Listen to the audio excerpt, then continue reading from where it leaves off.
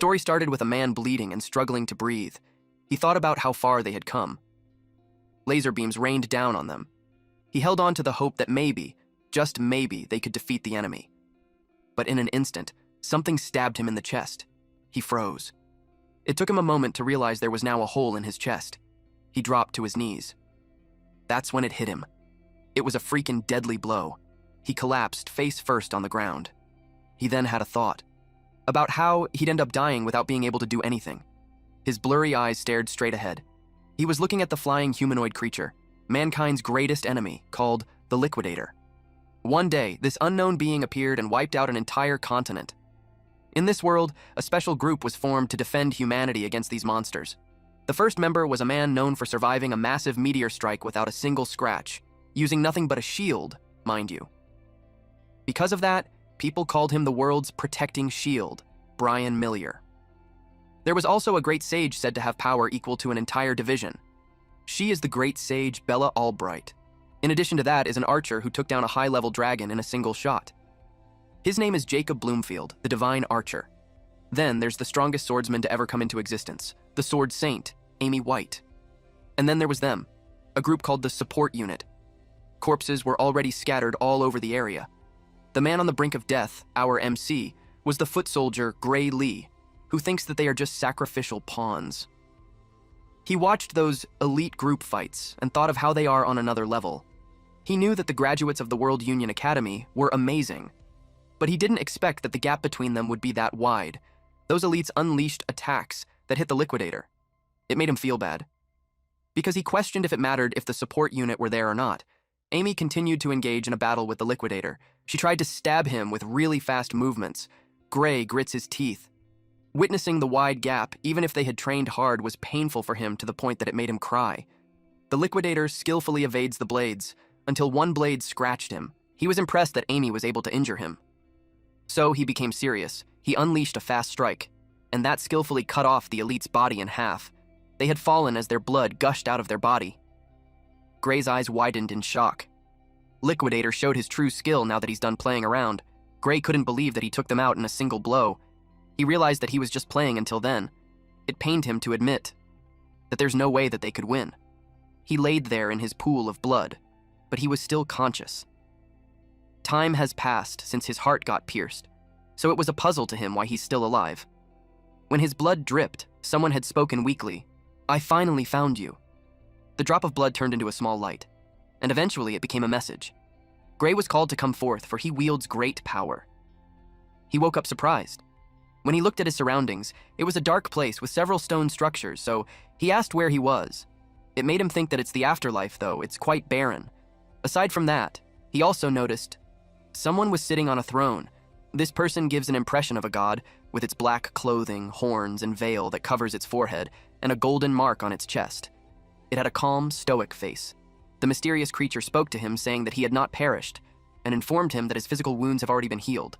Then Gray had something in mind. His injured body was shown on a screen. He asked him if he healed him. He replied that it wasn't him, but it was Gray's own power. That made Gray confused. The mysterious creature couldn't explain it to him because he was also unable to properly analyze Gray's power. But he guarantees him that his power is stronger than what the Liquidator possesses, but only if he can control it properly. Gray asked him if it meant that they could win the battle. He replied that he doesn't know and wouldn't have high hopes in yet, but he also believes they ought to get rid of the Liquidator. Which is why he stood up and pierced Gray's chest, so he could go. Then, a bright blue light appeared. A magic circle appeared on Gray's chest. The voice declared that he shall lend him his power. Eventually, Gray woke up on his bloodied corpse. He grabbed his sword. The tip of the sword was covered in dark energy. He was told that it is his own power. The mysterious creature told him that his power is not something that is visible in the naked eye. Gray understood. The Liquidator then noticed him. Without hesitation, Gray slashed the Liquidator. It saw his face. He couldn't believe that there was still a strong person remaining. His chest was scratched. Gray realized that his attack did some damage. He charged again. He was confident to say that his power was stronger than him, but Liquidator advised him not to underestimate him. The next thing Gray knew is that he was shocked. It took him time to process what just happened. His body was cut in half. Only his lower half remained, and blood gushed out from it like a fountain. Liquidator commended him for pushing him to use his all. Unexpectedly, a black mist covered the area, and a hooded man appeared. He had a mask on his face. His body was similar to a black flame. He raised his black gigantic sword. The Liquidator was confused. He immediately created a barrier around him. The black flame was extinguished on the left side of his face, and from there, Gray can already be recognized. The Liquidator asked if he's truly human. Gray glared at him. Then he attacked him. His sword met the barrier. He tries to break through it. The Liquidator then noticed something. His barrier was shattered and the sword slashed him. He asked him again if he's truly human. Gray answered that he was wondering the same thing. Then he took a step. Gray acknowledged that Liquidator's strength isn't a joke. It didn't expect him to still be alive. It started breathing heavily. Liquidator approached him and whispered that he's going to crush him over and over until he's dead, but Gray attacked first. Liquidator was cut, and his yellow blood splattered. He called him a monster. But it wasn't about to be defeated there. Light surrounded its body as it built up more power. He joined his hands until a magic circle appeared. He stated that time's up. Our MC held onto his big-ass sword as he waited for the Liquidator's next move. Gray was surprised that it suddenly became night, but it didn't matter to him. He went behind him. He thought of slicing his neck, but his sword was blocked by his barrier. It surprised him. Liquidator told him that it's futile because within the plane of true dusk, nothing is capable of harming him. So he advised him to better stop his useless resistance and take a look at the stars. Gray's eyes widened. The star was reflected on his eyes. It got bigger and shone brightly in his eyes. Liquidator states that it's beautiful. It was like the sun, and suddenly it fell from the sky. The impact was destructive. The shooting star made a crater on the ground, and our MC could not be found. Liquidator expected that he won't be able to revive if he's completely pulverized to dust. But he was surprised when a portal started to form, and it became a large magic circle. Then someone spoke, acknowledging the great amount of power gathered. He expected that it was enough to take him back. The Liquidator recognized that it was Kronos. Kronos asked the one who wields great power if he could hear him. And since he used all of his power, he decided to send him back to the past. Liquidator cursed at Kronos. Kronos told Gray that it's all he can do for him. The magic clock started ticking. It counted backwards. When it reached 1, he told him that he entrusted the fate of the world to him. With that, Gray woke up from a nap while laying on the grass. He was confused about where he was. Our MC woke up in the middle of a field. The sky was bright and the grass was green. He then looked on his right and recognized that it was his hometown, Renato Village. He was puzzled because it shouldn't be there because it was destroyed 15 years ago. Then he recalled that he was advised to be sent back to the past. He couldn't fathom that it really happened. He propped himself on his hand, but he saw the wound. Around that time, he was being picked on by Belder and the others. This time, he told himself not to be beaten by guys like them, but he knew that those guys were strong and he just couldn't beat them. He sighed and stated that defeating Liquidator was just a dream. He decided to think about how to deal with them once he's a bit stronger because he didn't want to get hurt, but while walking in the forest. Unfortunately, he ran into them. The leader was the biggest bully of them all named Belder. The asshole was with 3 young men. He told Gray that he had been looking for him, and he had a lot of trouble finding him. Gray was cautious. Belder threw a sword in front of him and told him to pick it up. He looked clueless, which is why Belder called him out not to act dumb. He wanted to have a mock battle. Gray refused, saying that his injury hasn't healed yet.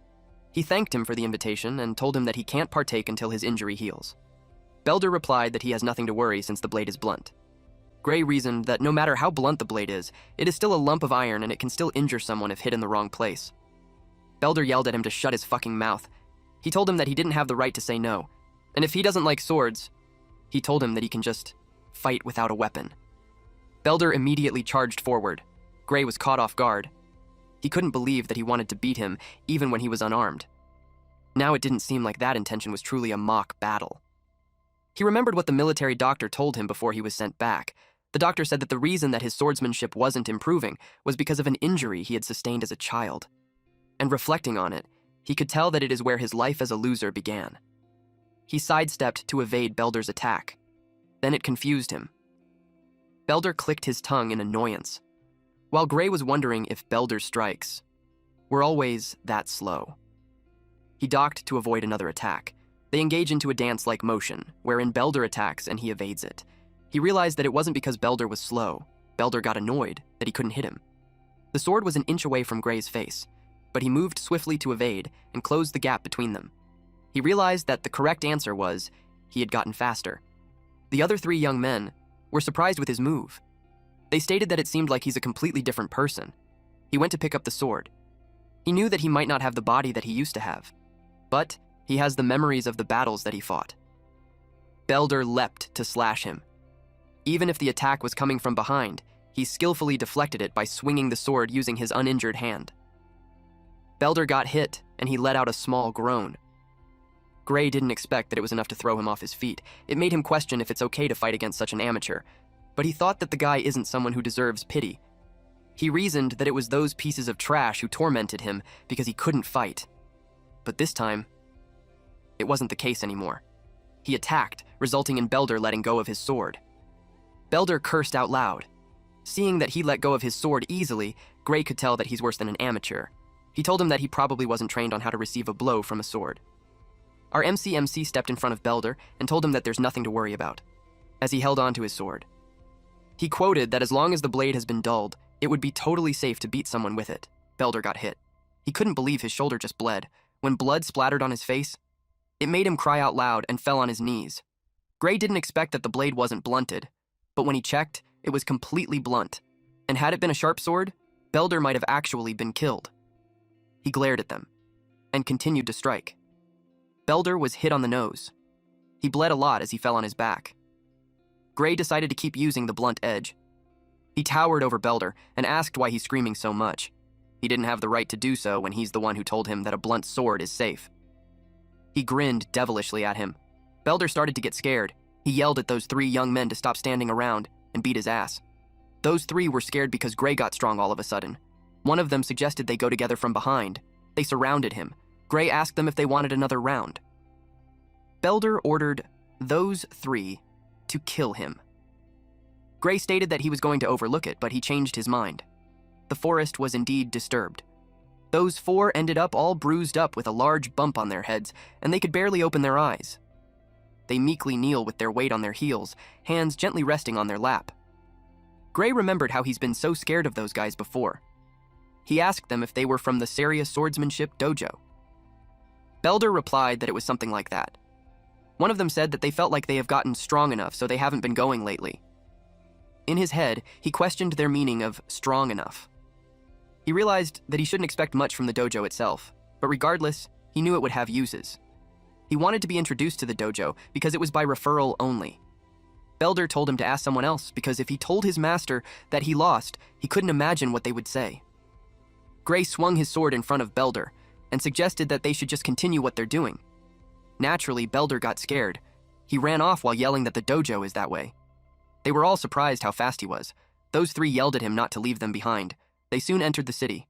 Belder asked him why he wanted to enter a dojo. He stated that it was because the dojo has a recommendation slot for the academy. Belder confirmed that he heard something like that.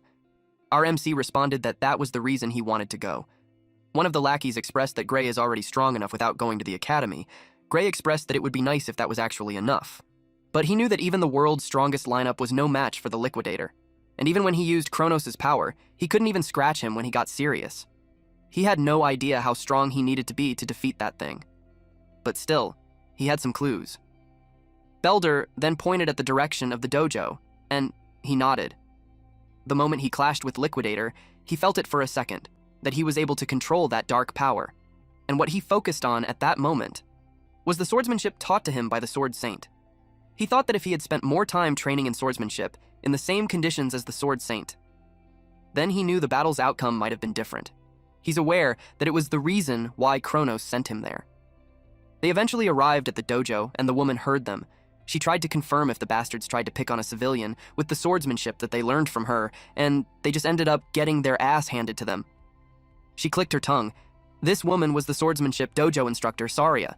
Belder tried to reason that they weren't picking on him because it was a mock battle. She responded by hitting him so powerfully that he got blasted away and hit the wall with a loud wham. The other 3 had their eyes widened in shock and trembled in fear. She knew he was just making up excuses. She told them that if he calls beating up someone unarmed a mock battle, then it would mean that what she did just then was also a mock battle. She pointed her sword at his eyes while telling him to leave and never return. She told them that they can no longer call themselves a student of the dojo from then on. They all replied yes and scurried away. She sat in front of Gray and apologized. She acknowledged that her former students caused him a lot of trouble. He replied that there's no need to worry about it. She thanked him for his understanding, and then she brought up the topic that he wanted to get a recommendation to the academy. She wanted to apologize for the trouble Belder and those guys caused, but as much as she'd like to write a letter of recommendation, she had to confirm his abilities first. She handed him a wooden sword. Gray accepted. She told him that he could have the first move and encouraged him to come to her whenever he's ready. He started attacking her. The dojo started evaluating his moves. She could see that his swordsmanship is quite practical for his age. She could sense that it is as if he's been through countless battles before. She attacked and he deflected it. She understood that Belder and the others are no match for him. She could tell that his style is mostly self-taught, but every so often, his swordplay looks similar to what is taught in the academy. It made her curious if someone had taught him. She could tell his swordsmanship is rough, but admitted that he may have the talent, which is why she could say that he's a diamond in the rough. It was about time they wrapped up. She attacked. He was about to strike too. Their swords clashed. They went at it again. She found it strange that he wasn't even faltering and Gray could definitely keep up with her. She just wanted to test his skills a little, but her best was being drawn out, and she questioned the feeling that she was getting. It was fear. Gray made her feel scared. He swung his sword so powerfully that it made her step back. She assumed it was just a wild swing. At that point, she saw his weakness. She took the chance to attack, and decided to end their match there, but she was caught off guard, and was left puzzled. Saria's sword had been cut in half. Consequently, it made Gray shocked too. It was because he felt the same sensation back then, which led him to think that he still has the power, but it came with a drawback. He felt immense pain in his body that made him drop to his knees. Saria worriedly asked him on what's wrong. He realized that his body failed to keep up with the power. His legs were trembling, but he stood up and replied that he's okay. Realizing that he could barely stand, he took a mental note of not using the power carelessly. He thought of telling Saria about it. Saria, on the other hand, was puzzled on why he's staring like that. He ought not to tell her because even if he did, she probably won't believe him.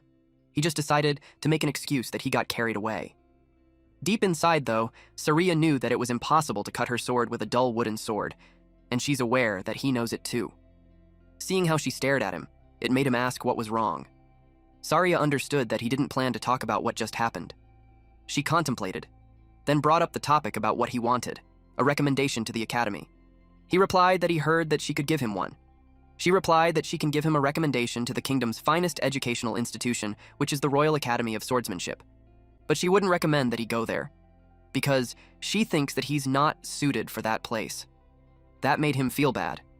It confirmed his insecurity that he lacked strength, especially when he could hardly do anything except that last moment. Saria told him that there was another place that he should aim for, and that was the World Union Academy, she stated. Gray's eyes widened in shock.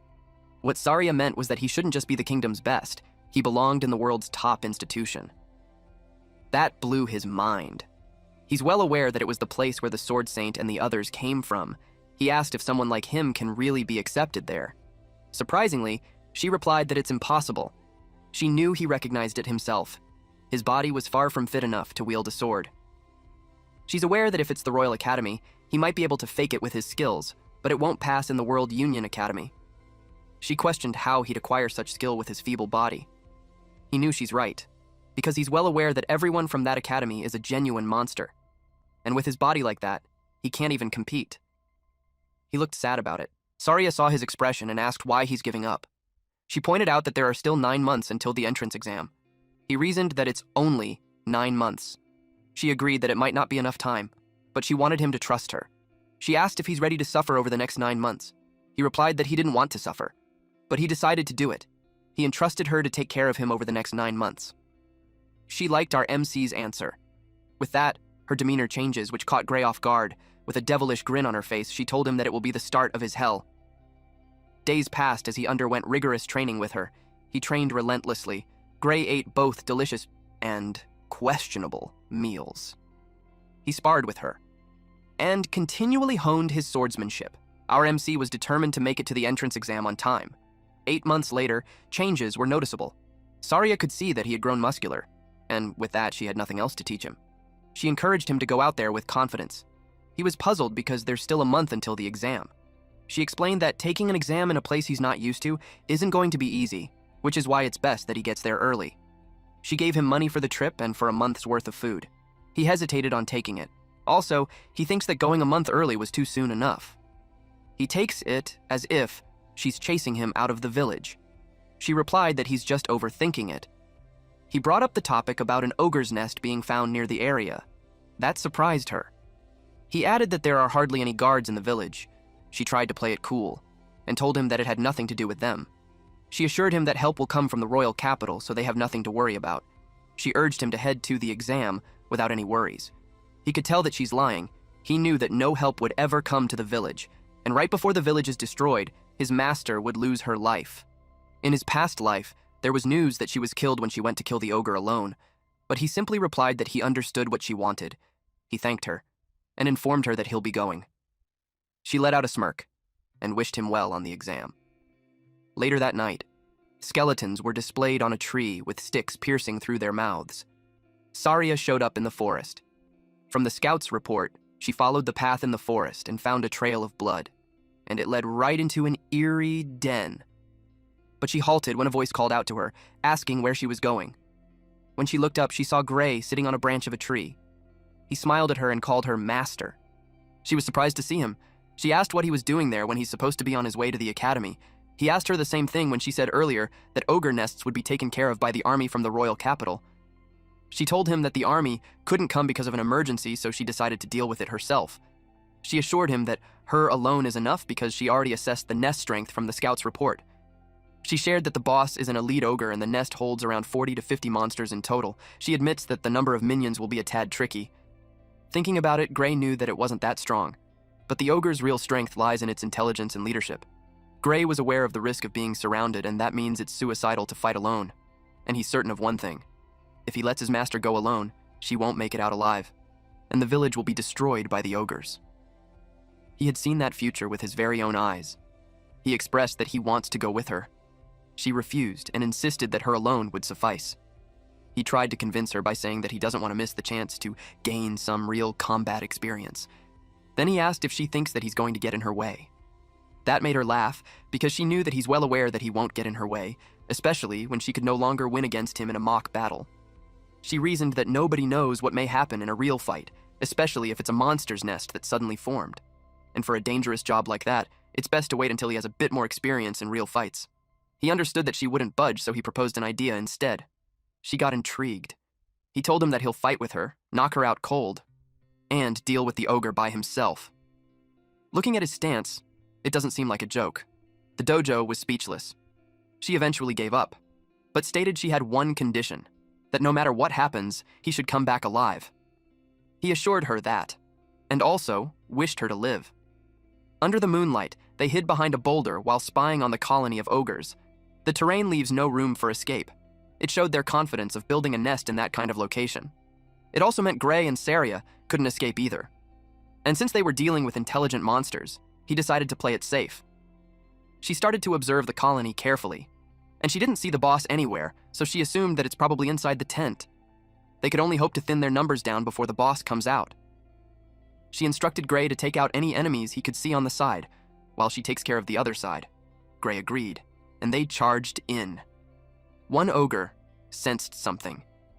Before it could process what it was, Saria was already in its face and slashed its head.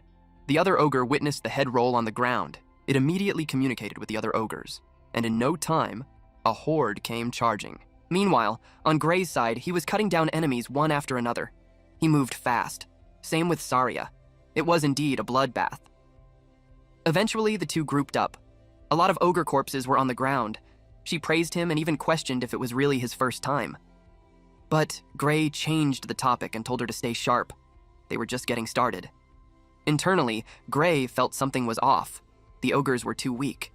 If they were really that weak, he knew his master could have handled them alone. That's why he figured the real danger was inside the tent. A pair of red eyes stared out from the pitch-black tent. They locked onto him, and it made him uneasy. Without hesitation, he told her they had to leave. Now. He even urged her to run immediately. Saria asked what was wrong.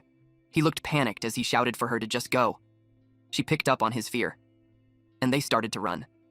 But as they did, something jumped over them. To their shock, an ogre landed in front of them, blocking the way.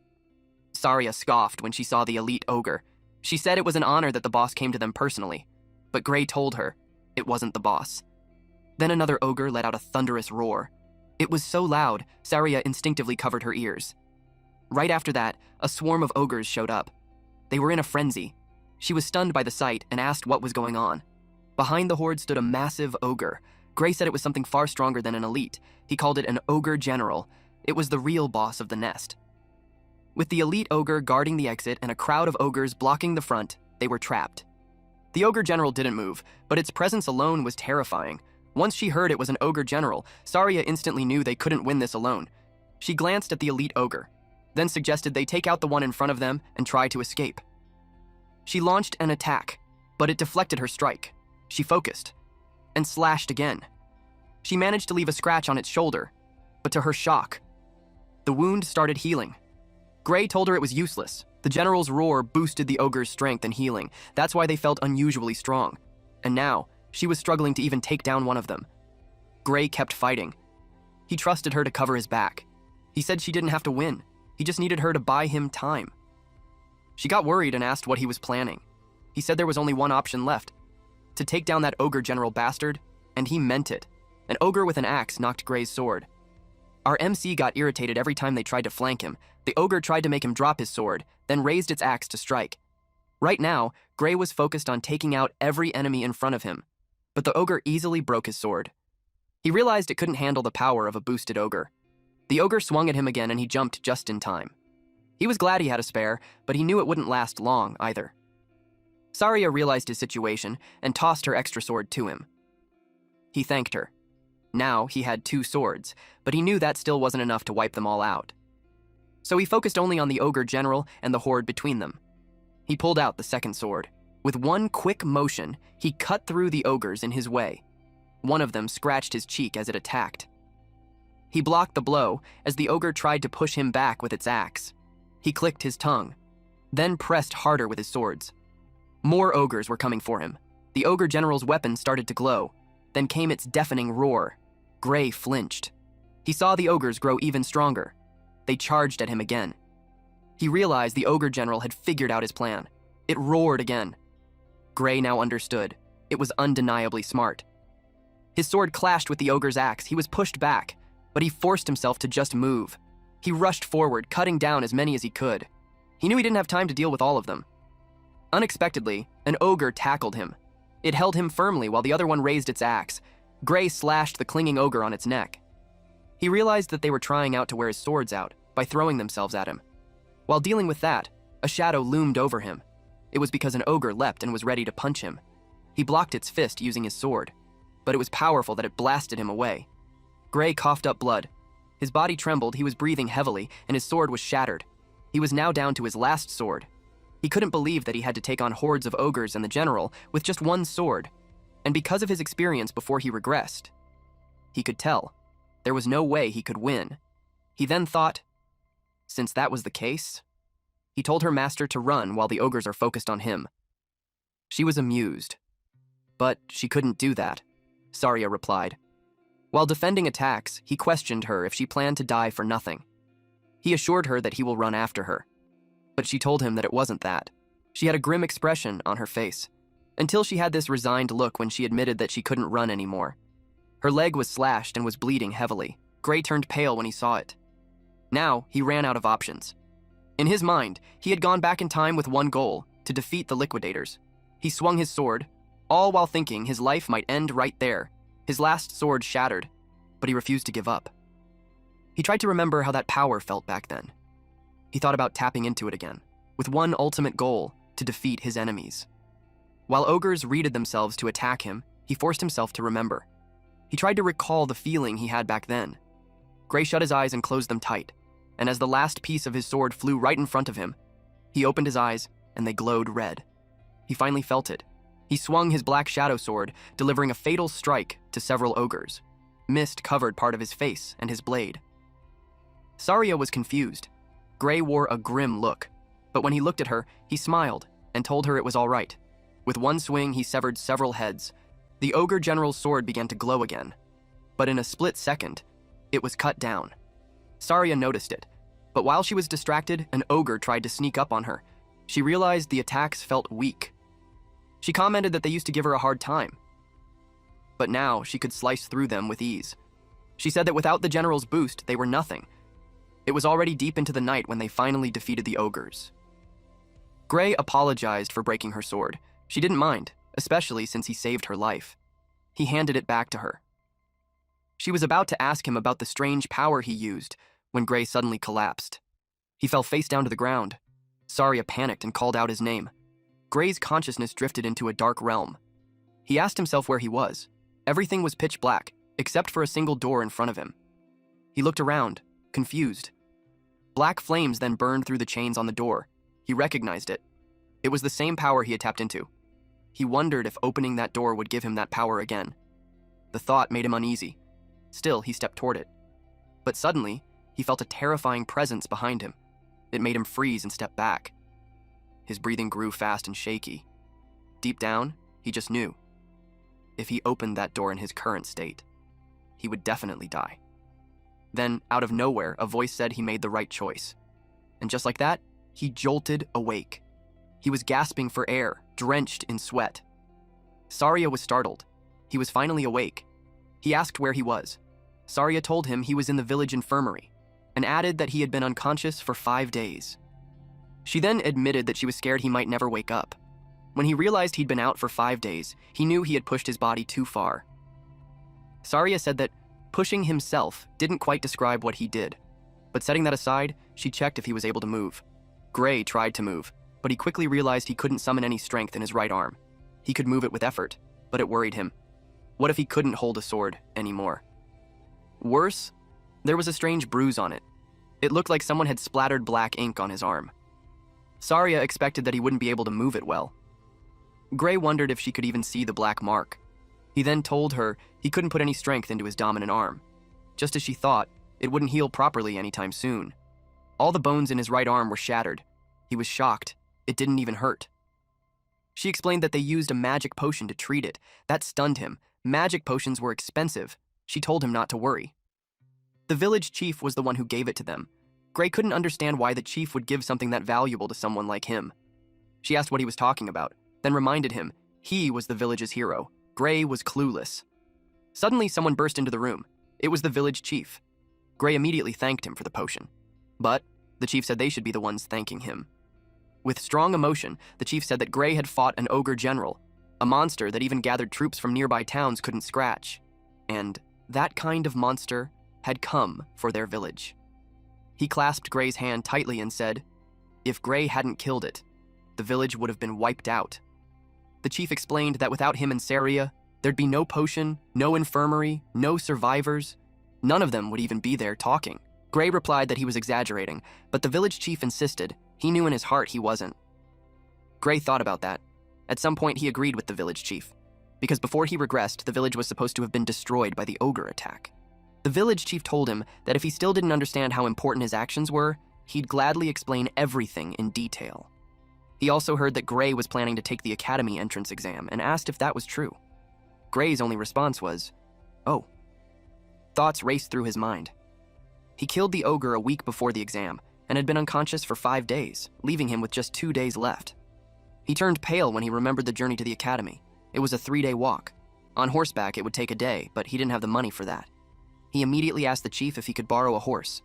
The chief had expected that, so he already prepared the best horse in the village for him. With that horse, he'd make it in no time. Saria joked that if he hadn't woken up that day, they would have carried him there while he was still asleep. She then opened the door. The sunlight made him squint. He saw the horse waiting, and a huge crowd around it, holding banners, thanking him and wishing him luck on the exam. Everyone wore bright smiles as they showed their thanks. Many people came to thank him personally. One man stepped forward and handed him a pouch. He asked what it was.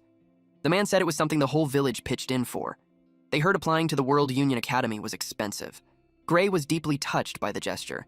He smiled and thanked them. then said it would be hard to return if he failed the exam. Saria told him not to worry. After all, he's the only one applying to the World Union Academy who's defeated an ogre general. But Gray was still worried about his right arm.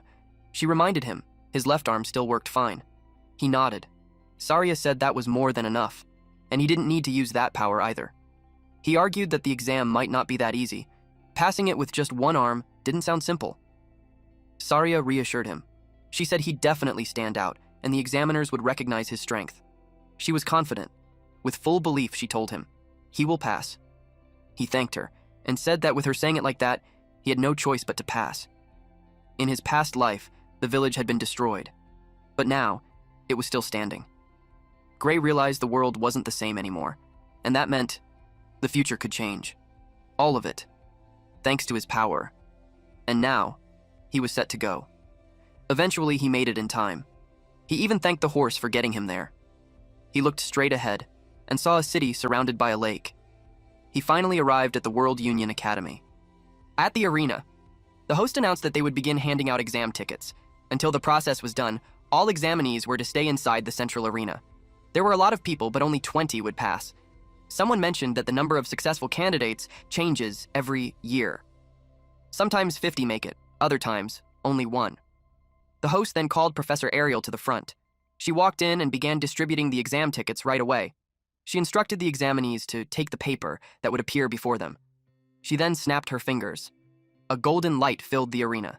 A paper appeared in front of each examinee.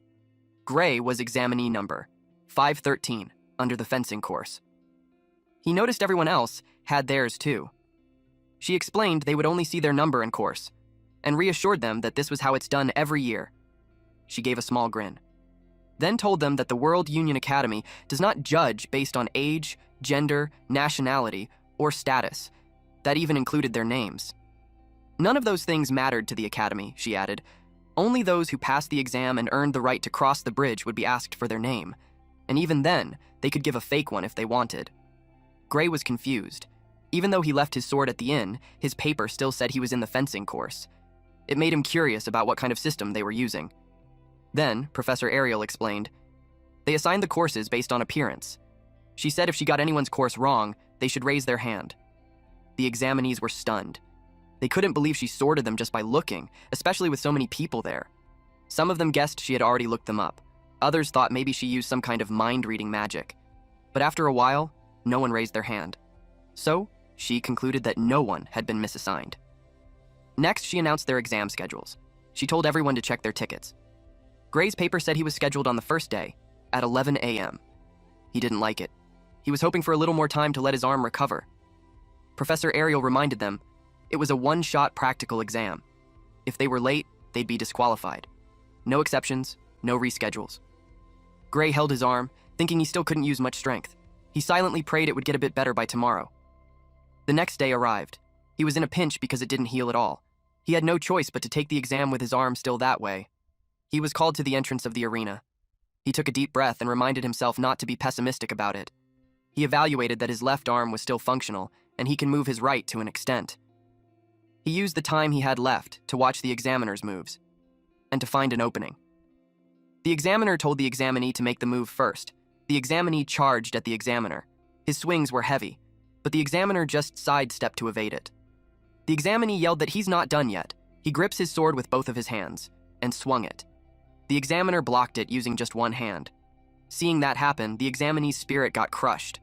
The professor then charged at him, and blasted him away with just one swing.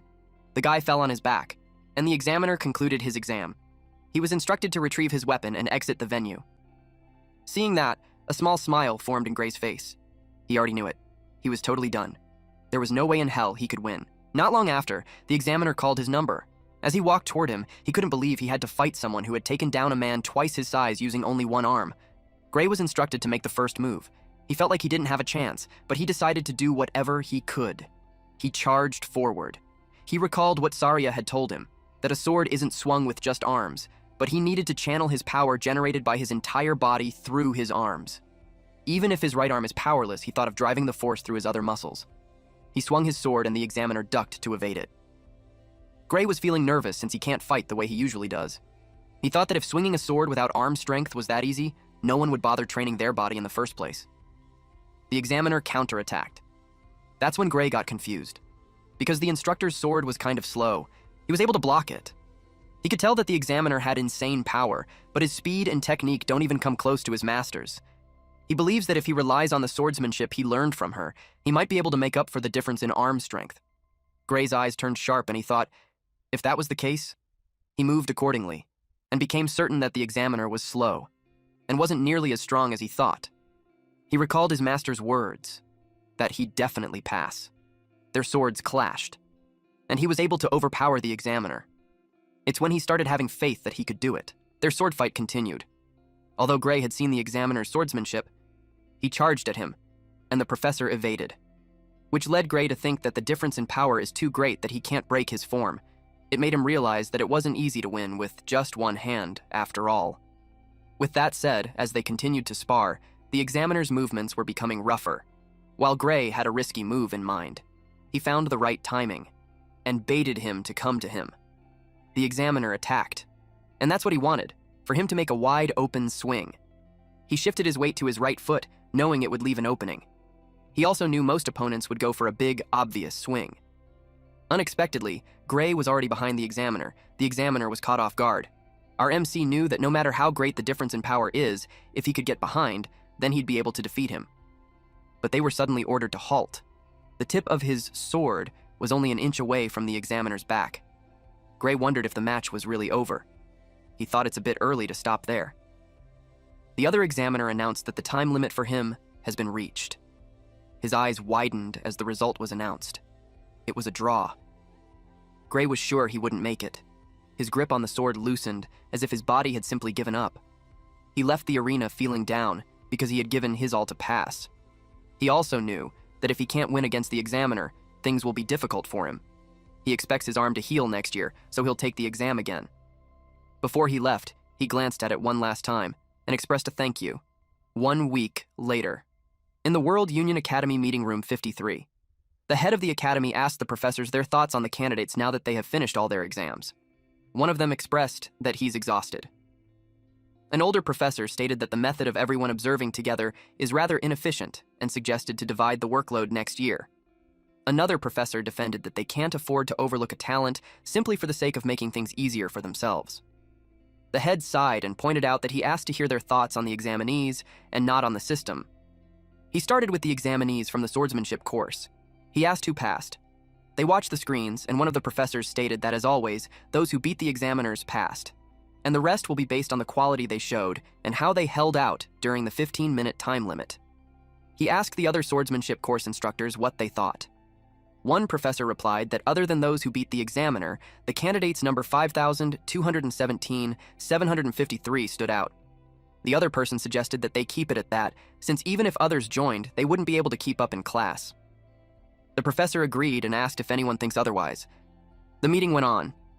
Eventually, the head concluded that they had confirmed the successful candidates for the swordsmanship course, but then someone asked about candidate number 513. The head glanced at the speaker. It was Professor Ariel. She asked them what they think about candidate 513. They all watched the screen. One professor called 513 a little guy. When they watched it, it looked like he's going to win, but if he relied on setting up traps just to beat the examiner, things would be difficult for him. They observed that the technique was good, but his strength was lacking, and it felt like he was outmatched from the start. The brown-haired professor with a mustache expressed that he's not good. They all agreed. Professor Ariel was speechless. She couldn't believe that so many have watched and yet not a single one of them noticed. She thinks that if everyone's blind, then having everyone to observe together is a waste. The next day, Gray was holding his exam ticket. The results for the swordsmanship course will finally be announced. Only 6 people passed. Everyone waited nervously. The first to be called was candidate number 5.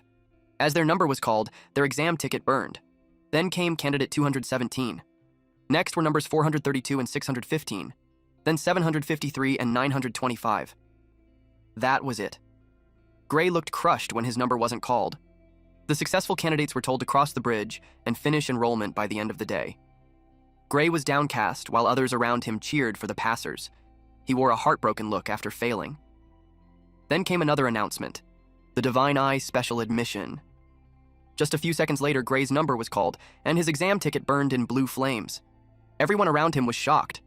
Gray stood frozen, completely confused. People in the crowd started sneering. It was Gray's first time hearing about this special admission. Some said the academy must have cheated. They claimed the World Union Academy had sunk to a new low. Gray overheard them. He was confused since he had no connections. He wondered if his master did something, but he hadn't heard anything. An old man scolded the crowd for talking like that about the Divine Eye admission. He said it was a prestigious category that produced heroes for centuries. The crowd didn't buy it. They said it was only respected long ago. They pointed out recent Divine Eye picks, Amy White, Bella Albright, Leek Muller, and Jacob Bloomfield, and called them failures. Even the current candidates had heard the stories, but Gray knew better. Those three were part of the main force that fought against the Liquidator. Now, his name stood beside theirs. An announcement was made in the academy that the entrance ceremony would begin in 30 minutes. Once the students finished changing, they were asked to gather in the plaza in front of the main office. Their uniform had a black path with the academy's symbol engraved on it. Our MC looked dashing. Some students arrived early at the plaza, but they weren't sure if it was the right place since nothing was set up yet. A man came running toward them and apologized for the delay, saying there was a mix-up. He asked the students to step back a little so he could place the stairs in that spot. The students moved and asked if where they were standing was okay. The man said it was perfect. Then he knelt down. The students were confused. He touched the ground, and a large magic circle appeared. The ground started to shift. The students' jaws dropped. They were shocked to see a full structure rise right in front of them. The man apologized again for the delay and told them they could sit wherever they liked. The students were clearly amazed. They realized it was teleportation magic, but couldn't believe something that big could be teleported. Gray sat down, thinking the school probably wanted the ceremony to be held in a place where the building could be seen. To him, it felt like an extravagant use of teleportation magic. He definitely looked excited, after realizing how powerful the World Union Academy was. The students noticed there were too many seats. Only 30 students were accepted, so it seemed unnecessary to have that many. The girl she was talking to was surprised she didn't know why. She apologized, explaining that, aside from sword training, she hadn't studied much else. The girl offered to explain. She said that, as the name suggests, the academy gathers top students from around the world. Then she pointed at something in the sky. The other girl was shocked to see aircraft and dragons flying above. She asked what those were. Gray was surprised to see the magic airship, Strato Queen. He had boarded it once before when he joined the Liquidator Subjugation Squad. It was said to be one of the biggest airships in the world. He couldn't believe they used it just for an entrance ceremony. The World Union Academy definitely exceeded all of Gray's expectations. The airship landed, and the students got off. Now, everyone was present. The entrance ceremony could begin. Eventually, the headmaster's speech had ended. Gray looked bored. In his mind, the entrance ceremony isn't different from a normal one. The next part of the program is the greetings from the top students of each course. Leonhardt, the top student of the swordsmanship course, was called in front. While he got up from his seat and made his way on the stage, the students gossiped about him. They heard that he defeated the examiner in an instant during the entrance exam. Some even said that he's as good as any of the professors when it comes to swordsmanship. This student is Leonhard Apius. Gray watched him. Before he reaches the mic, he confirms with the heads if he's allowed to speak freely. They replied yes, and he thanked them. Then he stated that he had one complaint that he'd like to make to the academy. Before he continued on that, he greeted his fellow students, and all of those who were admitted in the academy through a proper way. He stated that it's an honor to be admitted to the academy with the rest of them. He told them that they should graduate as individuals capable of making meaningful contributions to the world, so he encouraged them to work together. He added that he was looking forward to the days when they can aim high together as students of the prestigious World Union Academy, but he expressed that there's among them those who don't deserve to be there. He asked Professor Ariel if he's correct. It caught her off guard. She stated that all the students there passed the rigorous exams, and though they may not be as strong as him, she doesn't think that it's a wise idea to exclude them. Then she asked him why he's asking her that. Leonhardt glared at her while saying that he's not talking about those who have been admitted by passing the exams properly. He stated that what he meant was the students she backdoored into the Divine Eye special admission. Then he dared the student who was specially admitted to show himself and ordered him to return his uniform and leave the academy. Tension filled the air. Gray couldn't understand why he's so hostile. Then he recalled that Leonhardt was sitting right next to him. He was relieved that he didn't know his face. He was thinking that he won't get caught up in it. if he doesn't step forward. Professor Ariel acknowledged that the students for that year are quite lively. Leonhardt felt like no one was taking him seriously. He called her out and told her to stop letting students in through the back door.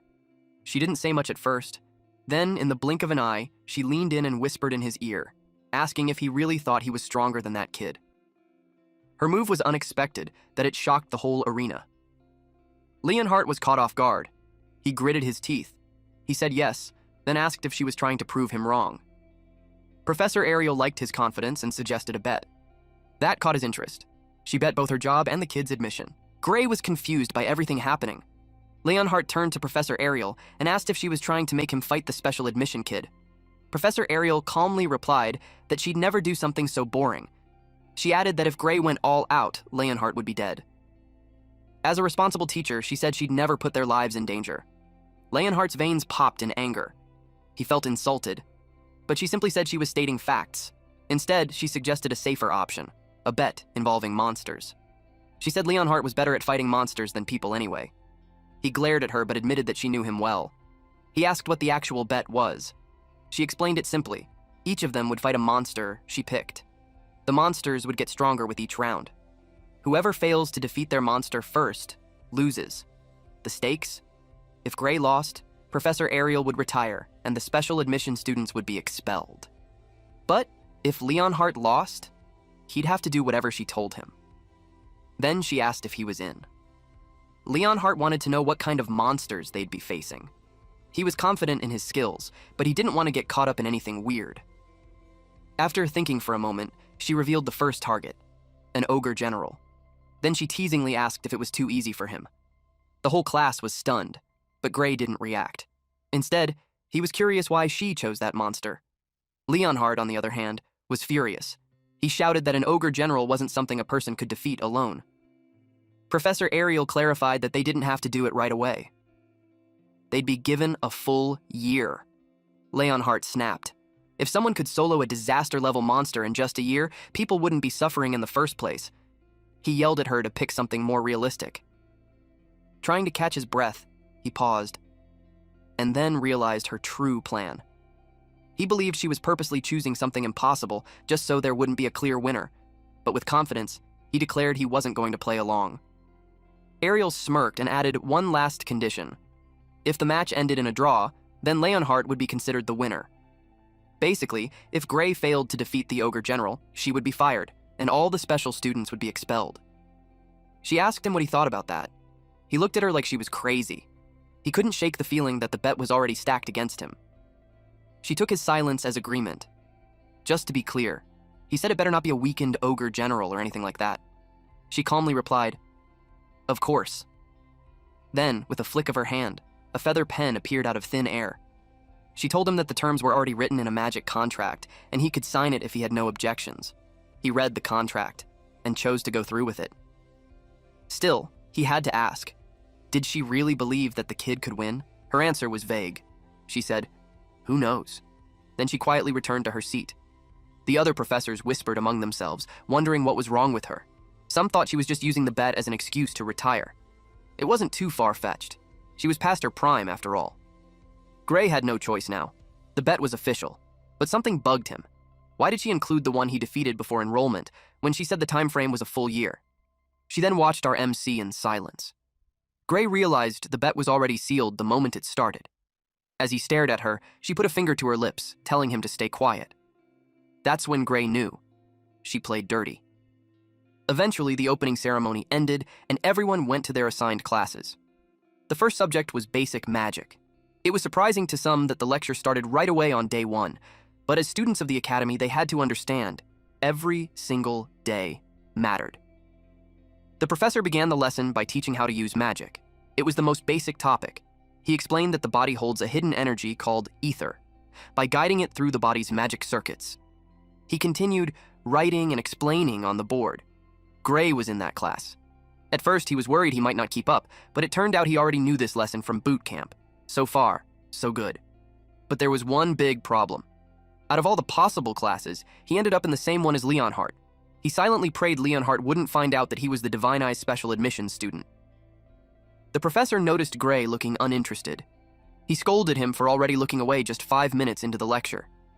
Gray was shocked he got caught with just a glance, even though he was seated all the way in the back. He quickly apologized. The professor challenged him. If he looked that confident, why not prove it in front of the class? He even taunted him by expecting him to be able to use basic magic. Gray politely explained that since they were in the swordsmanship course, he thought it was okay if they couldn't use magic. The professor replied that even if you mainly use a sword in combat, it's still important to understand the basics of magic, at the very least to coordinate with mages. Knowing basic spells and understanding how they feel is essential. Gray didn't expect the professor to give the same explanation as the one from boot camp. He wondered if the spell they'd be learning would also be the same. So, he asked if they were going to learn Ether Bullet. The professor raised an eyebrow and asked if he could already use it. Gray said yes. He felt relieved. At least the painful boot camp hadn't been a waste. Seeing a chance, the professor decided to set up a match. He knew Leonhardt, whom he called Leon, could also use Ether Bullet. Leonhardt confirmed it. He added that even before entering the academy, he had trained in both swordsmanship and magic, which, in his opinion, made it risky for another student to fight him seriously. But the professor wasn't worried. He said that even if there's a big difference in skill, they were just using ether bullets. It's not like anyone would die. And he didn't plan on asking Leonhardt to hold back either. Then, the professor dropped a bomb. He revealed that Gray was the Divine Eye student for the year. Everyone turned to stare at Gray. He knew he was in trouble now. The professor grinned like a devil as he exposed everything. Leonhardt responded coldly. He said he would show Gray how things really worked, and what kind of place the academy truly was. Leonhardt glared at Gray and told him to step forward. They stood face to face. The professor explained that once he gave the signal, they would fire their ether bullets at each other. Gray had only trained in magic for a few days during boot camp, and even though the professor said it wouldn't be fatal, he knew he probably wouldn't walk away without getting hurt. The professor gave the signal to start. Leonhardt was set on proving how much stronger he was. Gray had no choice. He decided to just go for it. Leonhardt released a small baby blue orb of light, but when Gray cast his spell, a large glowing blue orb formed in front of him. The next moment left everyone stunned, their faces frozen. Even our MC was in disbelief. Gray's ether bullet overpowered Leonhardt's. It made Leonhardt shriek. The professor immediately intervened and formed a barrier in front of Leonhardt to protect him. He was relieved to have saved him. But to their surprise, the barrier broke. It completely shattered and blasted Leonhardt away. It emitted a powerful gust of wind and a blinding light. Other students got affected by it. Leonhardt let out a loud scream as he crashed to the floor. The professor rushed to his side and asked if he was okay. Leonhardt stood up and said he was fine. The professor let out a sigh of relief. Then he looked at Gray. He realized that if the barrier hadn't weakened the impact, Leonhardt could have died. And even more shocking, none of the professors could produce an ether bullet that strong. He turned to Gray and asked, "What did you just do?" Gray was confused. Leonhardt's ether bullet felt so weak, it didn't even seem like the same spell. That made him wonder. Was the ether bullet he learned during his time in the subjugation squad different from the one taught at the academy? He asked if maybe he had used the wrong spell. The professor said no. It was definitely an ether bullet. But he added that the quality of Gray's was different. It wasn't made from regular ether, it was super compressed ether. The other students had never even heard of that before. The professor admitted it was a kind of power even they struggled to control. Yet somehow, Gray not only produced it, he shaped it into a spell. He said there was no one else in the entire academy who could pull that off. The students started whispering. It was the first time they'd seen an ether bullet that powerful. Some of them now believed that the Divine Eye admission existed for this exact reason. Others said Gray should have been placed in the magic course from the beginning, instead of being admitted as a special case. But in Gray's mind, something didn't feel right. All the spells he learned at the Subjugation Squad boot camp were like that. And even among his group, he wasn't considered particularly talented. He asked the professor if he was just joking, because with enough practice, anyone should be able to do something like that. The professor burst out laughing. Gray was confused, especially when the professor laughed even louder. Then, out of nowhere, the professor grabbed him by the shoulders, stepped into his personal space, and told him to transfer to the magic course. He even offered to personally vouch for him. According to him, Gray was more gifted in magic than in swordsmanship. Gray politely declined, saying he had always been told he wasn't good at magic. The professor looked at him like that was the funniest joke ever. He couldn't believe Gray. Someone who understood the ether compression technique well enough to create supercompressed ether thought he lacked talent. He called Gray a once-in-a-generation genius, someone even the Academy would call a prodigy. He added that whoever told him he had no magical talent clearly didn't know what they were talking about. Then he asked again, was Gray really sure he didn't want to switch to the magic course?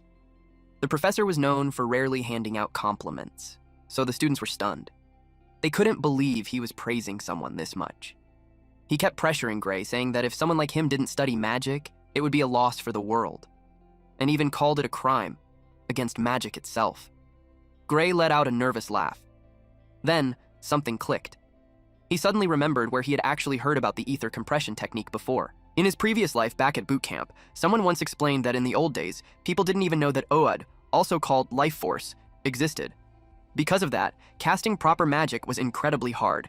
They had to keep compressing ether inside their bodies and hope that a bit of it would mix with odd by chance, just to create a usable spell.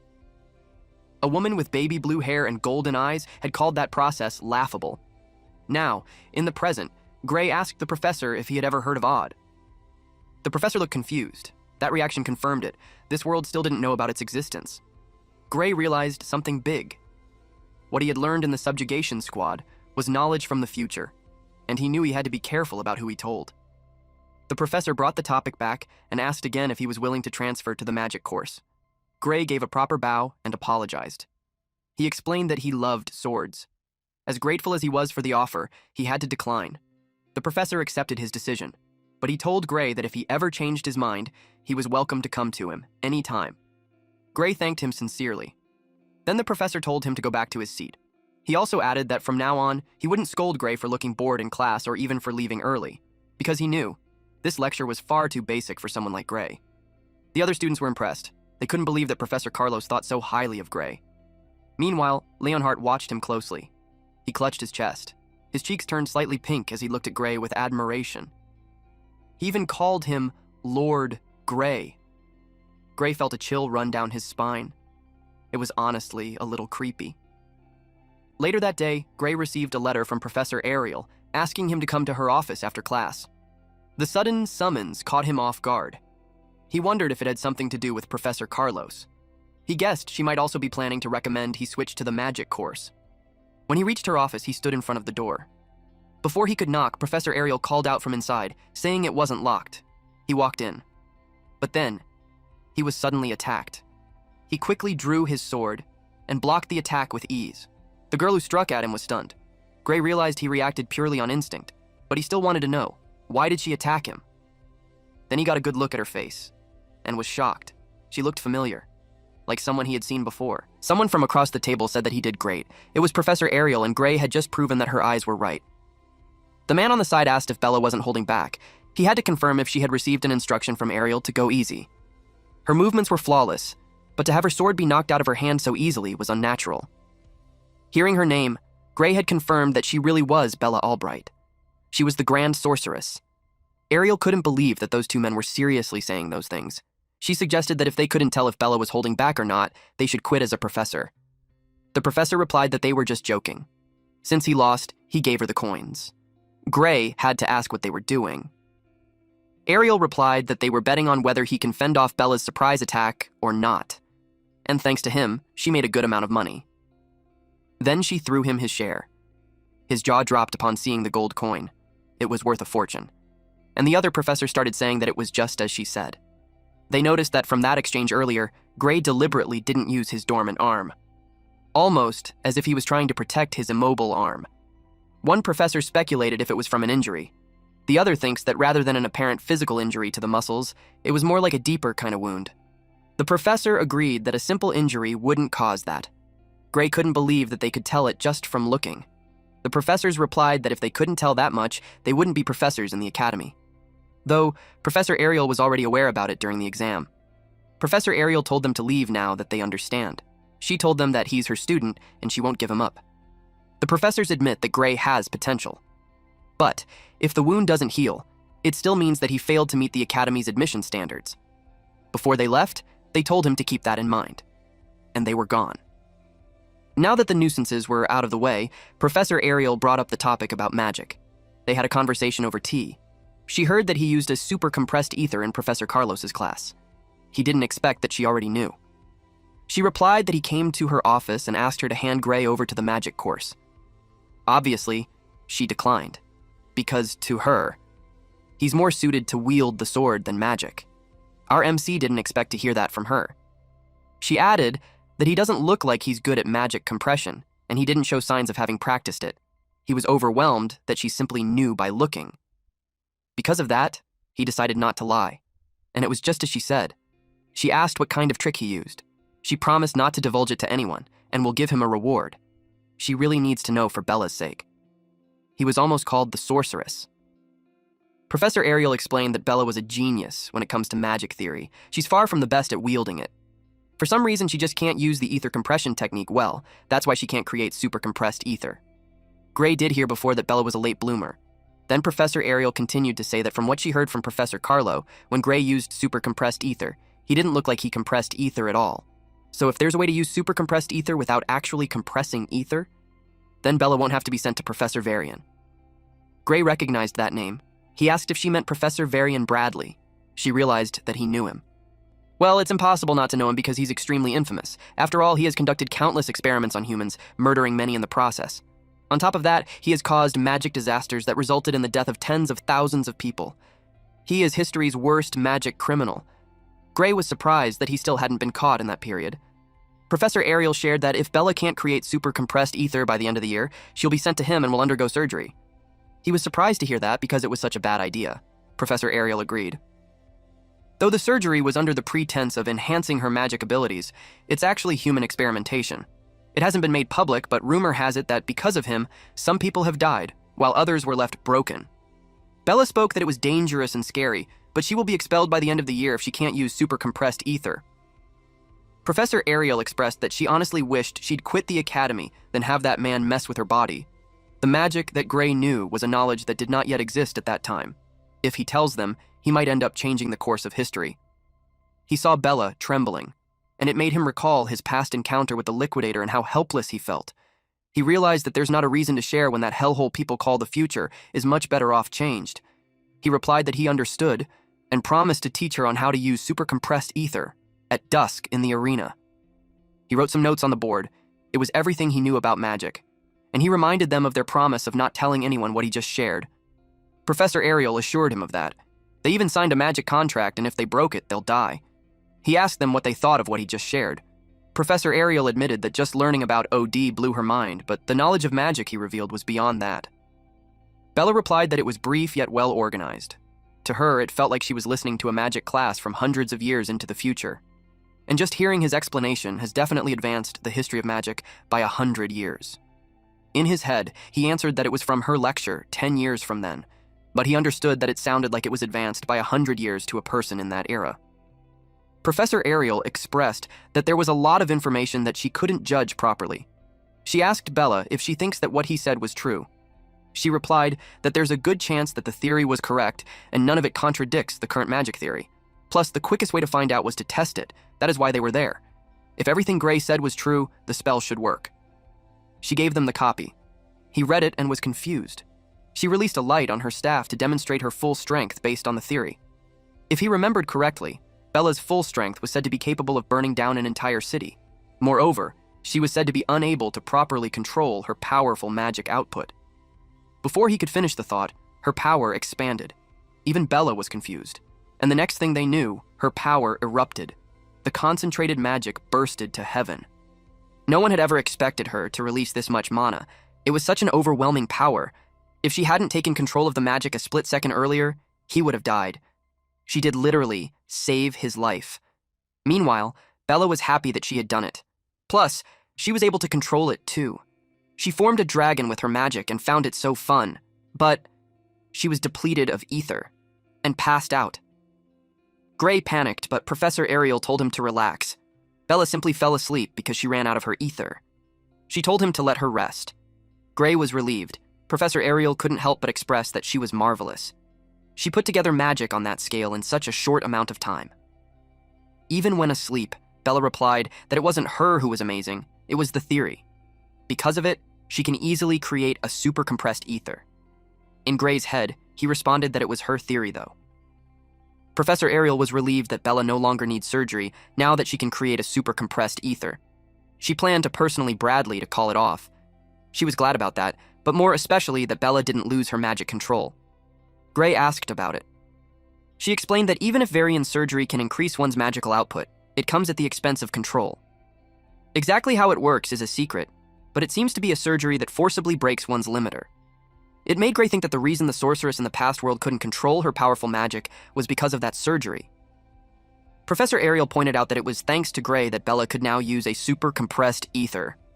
With that, the contract had been fulfilled, and it was turned to fulfill her part of the contract, and the first thing on her list was to use magic on his arm. When she released her magic, magical butterflies came out too. She touched his hand and the butterflies flew around them. The magic became stronger, and when she was done, she asked how he felt. He tried clenching his hand, and to his surprise, he could move it. He thanked her for it. He was puzzled because not even a magic healing potion could cure it. She told him not to compare her nerves-restoring magic with the average magic healing potions. Then she asked if he could move his hand the way it used to. She suggested he swings a sword to find out. Our boy took a step away from her and swung a sword. He was confused at first, so he kept swinging. He felt strange. It didn't feel like it moved as well as it used to. She told him that she has repaired his nerves, but her magic can't heal the wounds in his soul. He asked about it. She emphasized that he heard her right. Then she told him that the recent magic knowledge hasn't proven the existence of one's soul yet, but she believes it does. After all, she can see it with her eye. She can see that his soul was slowly healing. It will heal naturally as long as he doesn't overexert himself. He thought about it and asked if he should refrain from practicing his swords. She told him that it's fine to exercise as he normally would. She was actually curious what kind of swordsmanship could harm one's soul like that. He didn't know what to say. Then she stated that there's already an example of swordsmanship that uses one's soul to move the sword. She's talking about Amy White. She knew he already knew her. Gray was confused why she's mentioning the Sword Saint then. And during that era, they haven't even met. Because of his silence, Professor Ariel asked if she was wrong. She told him that the way he wields his sword gives her the impression that he learned it from Amy. And when she thought about it again, she noticed the slight difference. It made her think that the person he learned swordsmanship from must have been more skilled than Amy. She told him to give it a few more years, and Amy would just be as skilled as his master. Gray was astonished that she could even think that far. He replied that he learned his swordsmanship at a dojo in his hometown. At this point, he had to change the topic because if he let this conversation continue, he might end up spilling everything. So he asked if it was possible for one's soul to be damaged because of swordsmanship. She replied no. At the very least, not with any swordsmanship. Simply put, there was no way that something ordinary could defeat an ogre general with just one slash. Not to mention cutting down the surrounding ogres and trees too. Gray realized that she already knew. Of course she would. And thanks to him, she already practically won the bet. She admitted that she saw some of the remaining scenes left and they were magnificent. Not even the most sophisticated cleaving magic could have done that. It made her conclude that he used the mysterious power within him. He asked him if she could see it with her eye. She confidently replied yes. She could see the power leaking through the chain door. It made him recall the door that he saw. It's not just something one can figure out by guessing, so he was convinced that she could really see it. Then she shared that she had seen power similar to his, though she doesn't think they're the same things, just a similar vibe. He asked if there were others with powers similar to his. She replied yes, but also admitted that she was uncertain if they're humans or not. Then she told him that they were called the Liquidators, and seeing his expression, she could tell he had heard of them. He was bewildered why that name was being mentioned in that period of time. Professor Ariel realized that he knew of it. In all honesty, she didn't think it was that well known. She stated that since Gray knew about a future-looking kind of magic theory, it wasn't that surprising. He just laughed it off while thinking that it really was knowledge from the future, but no one realized it yet. She asked him how much he knew about the Liquidator. He replied that he only knew that he's an extremely dangerous threat to humanity, and that he has to be stopped before he appears. If that's impossible, then he must be destroyed no matter what it takes. She replied that he was a bit extreme, though she agrees that he's dangerous. But even so, Varian was intent on continuing his experiments. Gray asked how Professor Varian was related to it. She was confused why he asked. Then she revealed that the Liquidator was the very being that he was trying to summon. That was news to him. He didn't know that the Liquidator was man-made. But when he thought about the Academy last time, They acted as if they knew exactly where the liquidator would appear. Then he realized it. He was alarmed that the Academy was involved in summoning all along. He yelled that the experiment had to be stopped immediately, to which Professor Ariel agreed. But unfortunately, the one running it was a professor like her, so she doesn't have the authority to shut him or his experiment down. She did push the higher-ups to cancel it, but they wouldn't listen. Gray questioned who exactly were those higher-ups. She doesn't have the authority to tell him that either. She summed up that unless the orders came from above, no one can force the experiment to stop. He was disappointed that not even a name was given. He realized that the Academy's leadership was more tangled than he thought, but if that person was a criminal, then it changes things. In the last world, Varian's illegal experiments killed tens of thousands, and he even knew where he carried them out.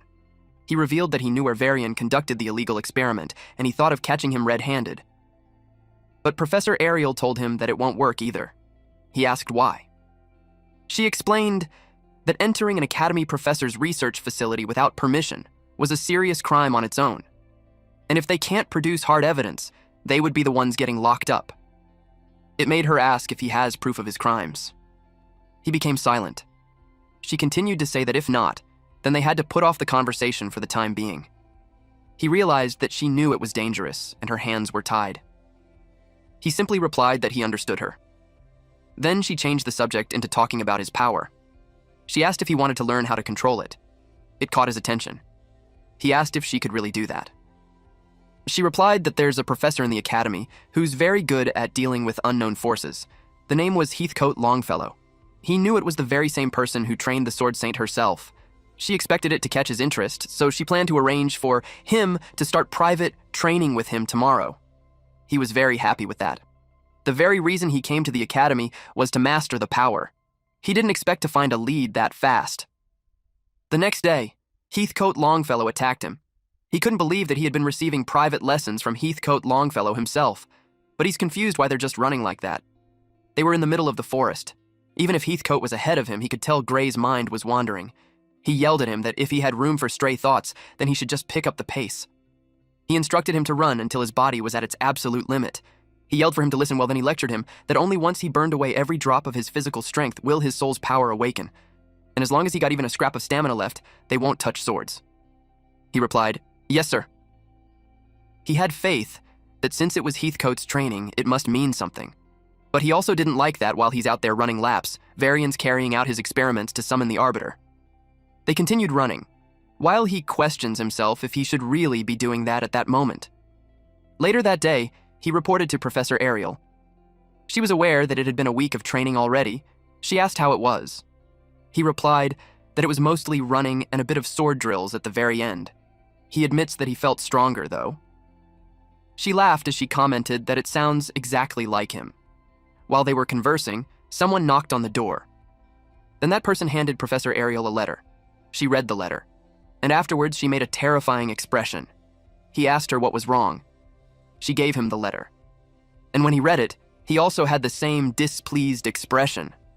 The letter to Professor Ariel was about Bella, who had succeeded in super-compressed ether, and it appeared that she had gained a power closely resembling it.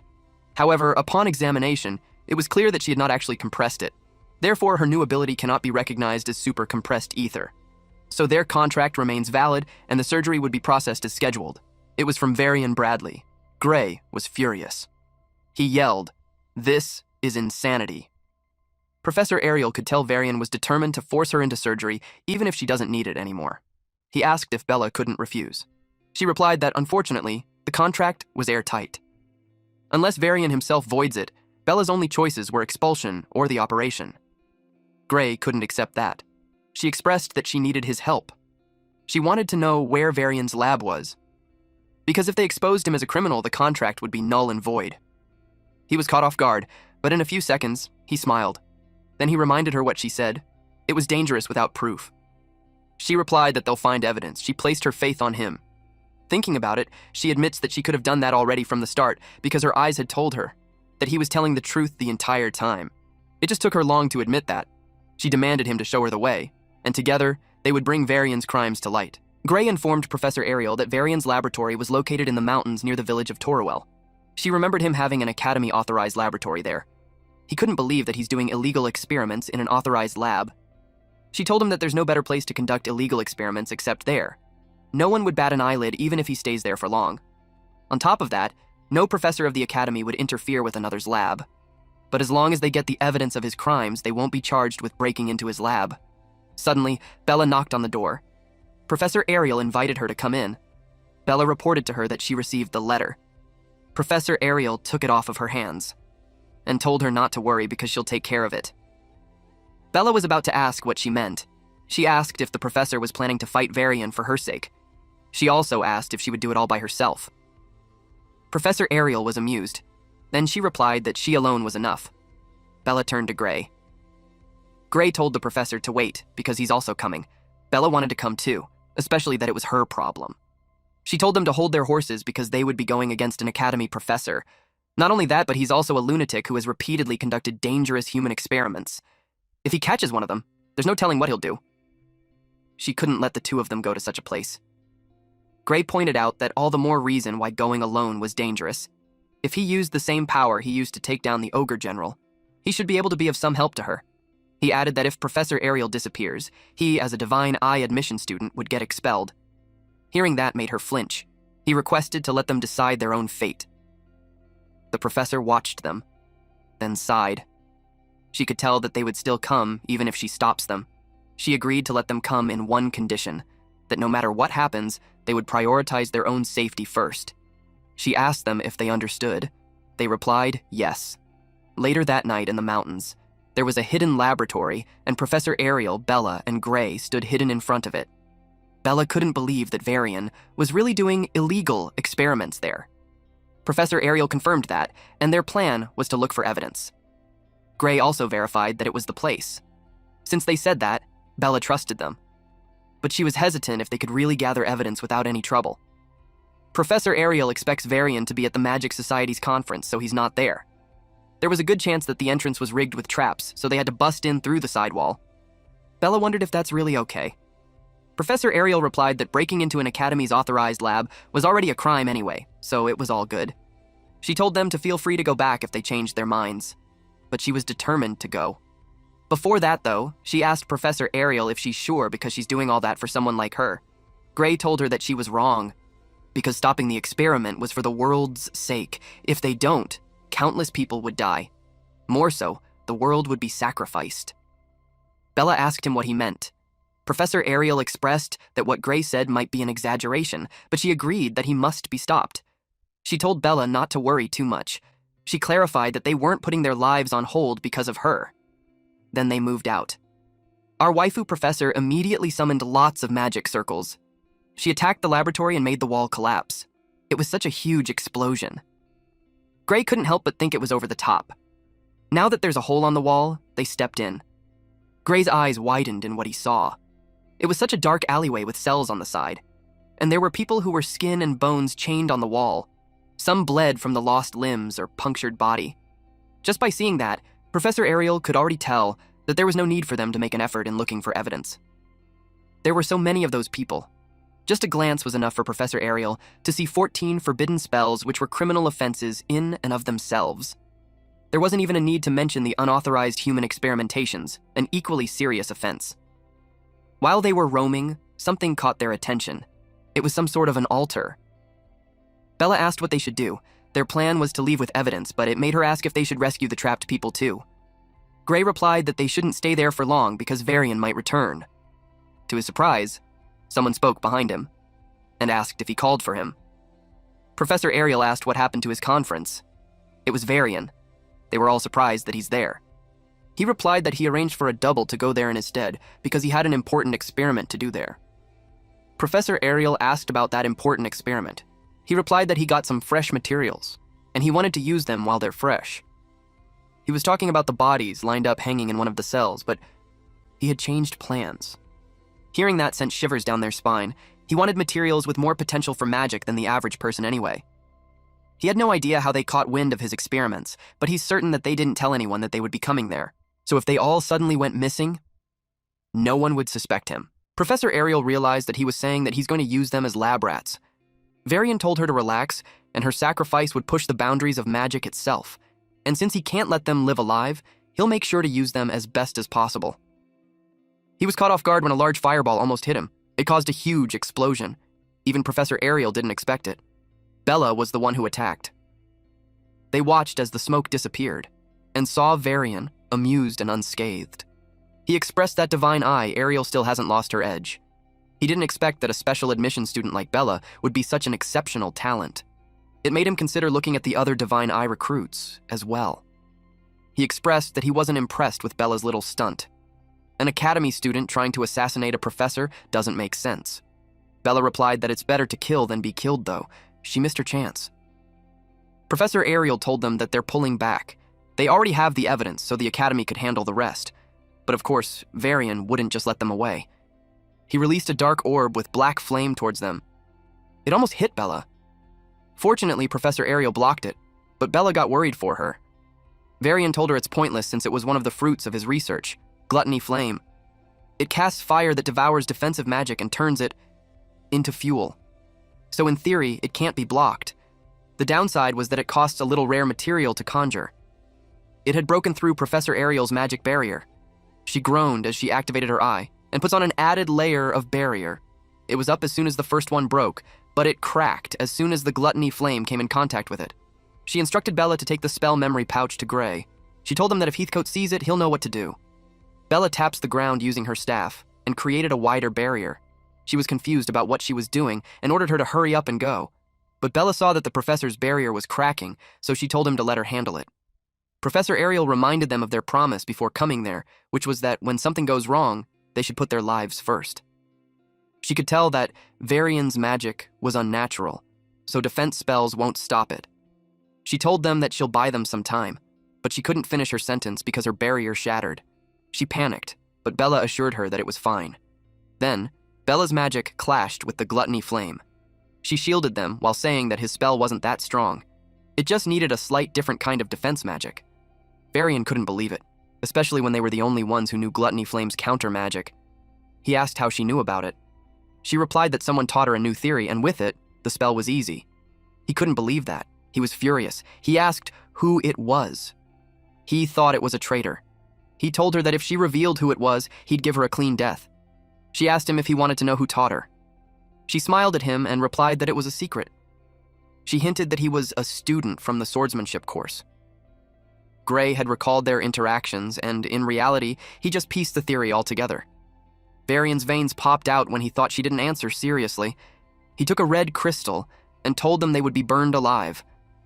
He crushed the crystal in his hand, and souls escaped. It went flying towards them. It was a potent, dark magic, and it covered them. Gray was concerned if Bella was still okay. She replied that the barrier can still hold. But Varian knew her mana reserves wouldn't last. With her reserves, he estimated that she got a minute at best.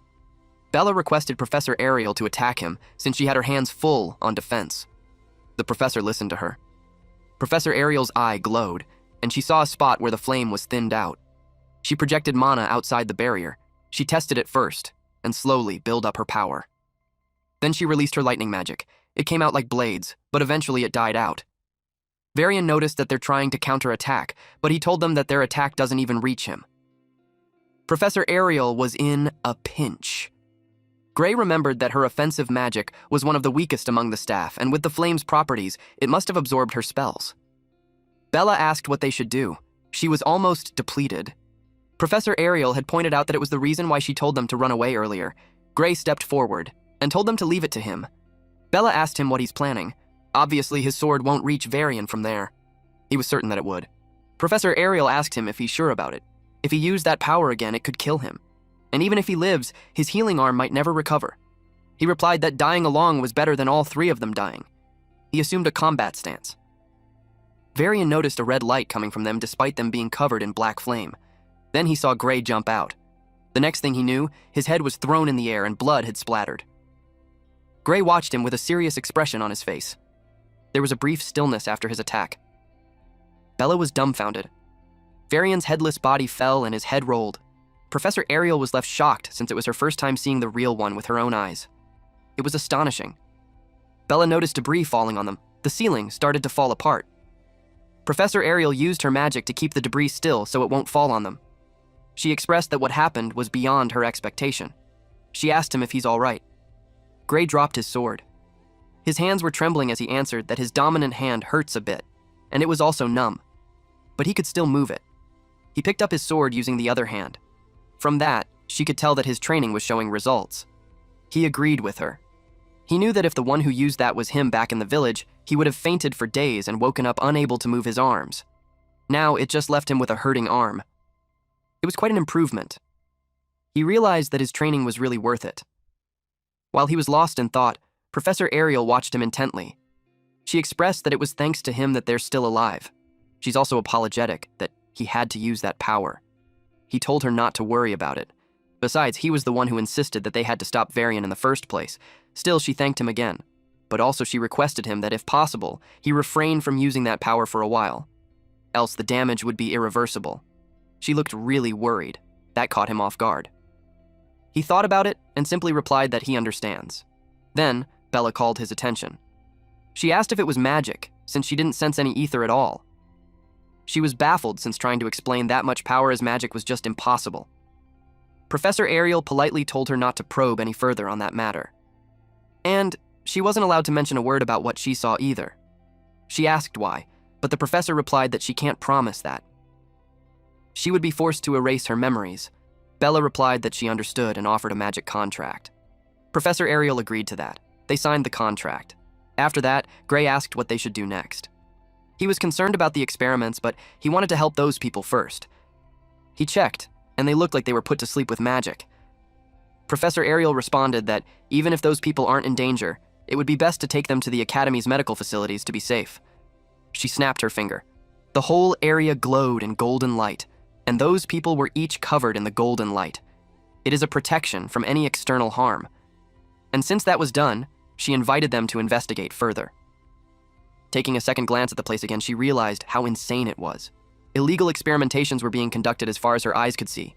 Almost all of them involved the use of human sacrifice to produce magic catalysts, or enhance a human's magical abilities.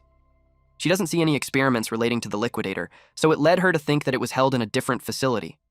Gray finds it strange. It was where the incident that killed tens of thousands of people took place before he regressed. He wondered how a mere production of a magical catalyst could cause such an accident. Then he remembered that what killed those people in his past world was a miasma that welled from the ground. Professor Ariel saw his expression, so she asked him what was wrong. Bella checked on him too. He suspected that something was under that place. He suggested that there could be hidden passages that lead underground. Professor Ariel looked around. There were bloodstains on the floor, and dirt, but no hidden passages. Until she saw something with her special eye. She approached it. She crouched down and inspected the ground. It was faint, but she could sense traces of short-distance teleportation magic in that area. She guessed that it's a space that can only be accessed with teleportation magic. Based on the traces, the teleportation distance was around 300 meters. She could tell something was there. Gray asked if they could reach it. She revealed that she could use a short-distance teleportation gate as well.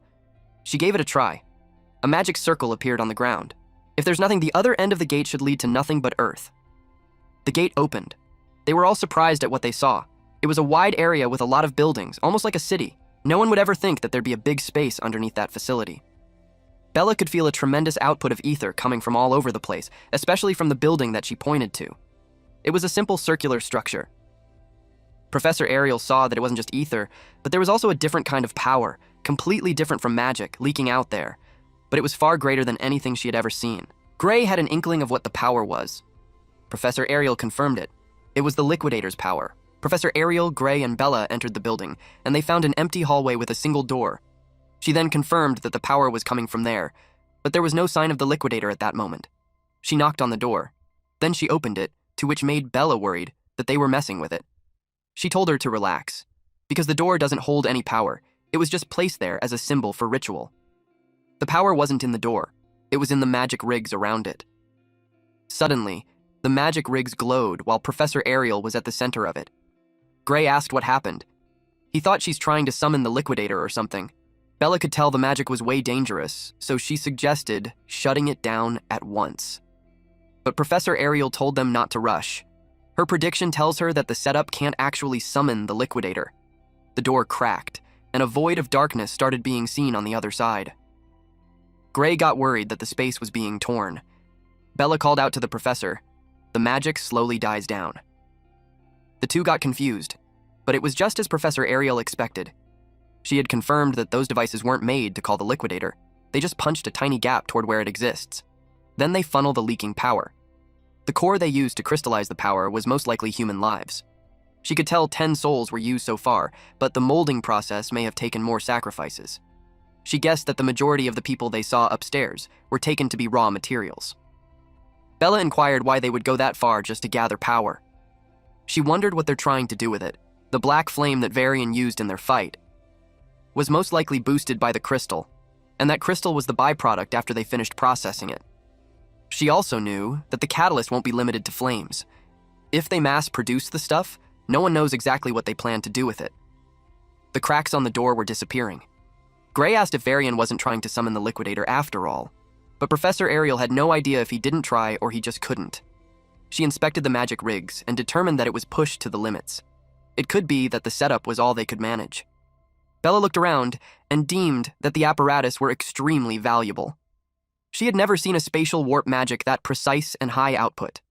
Professor Ariel agreed and revealed that making one of those would cost a nation's budget.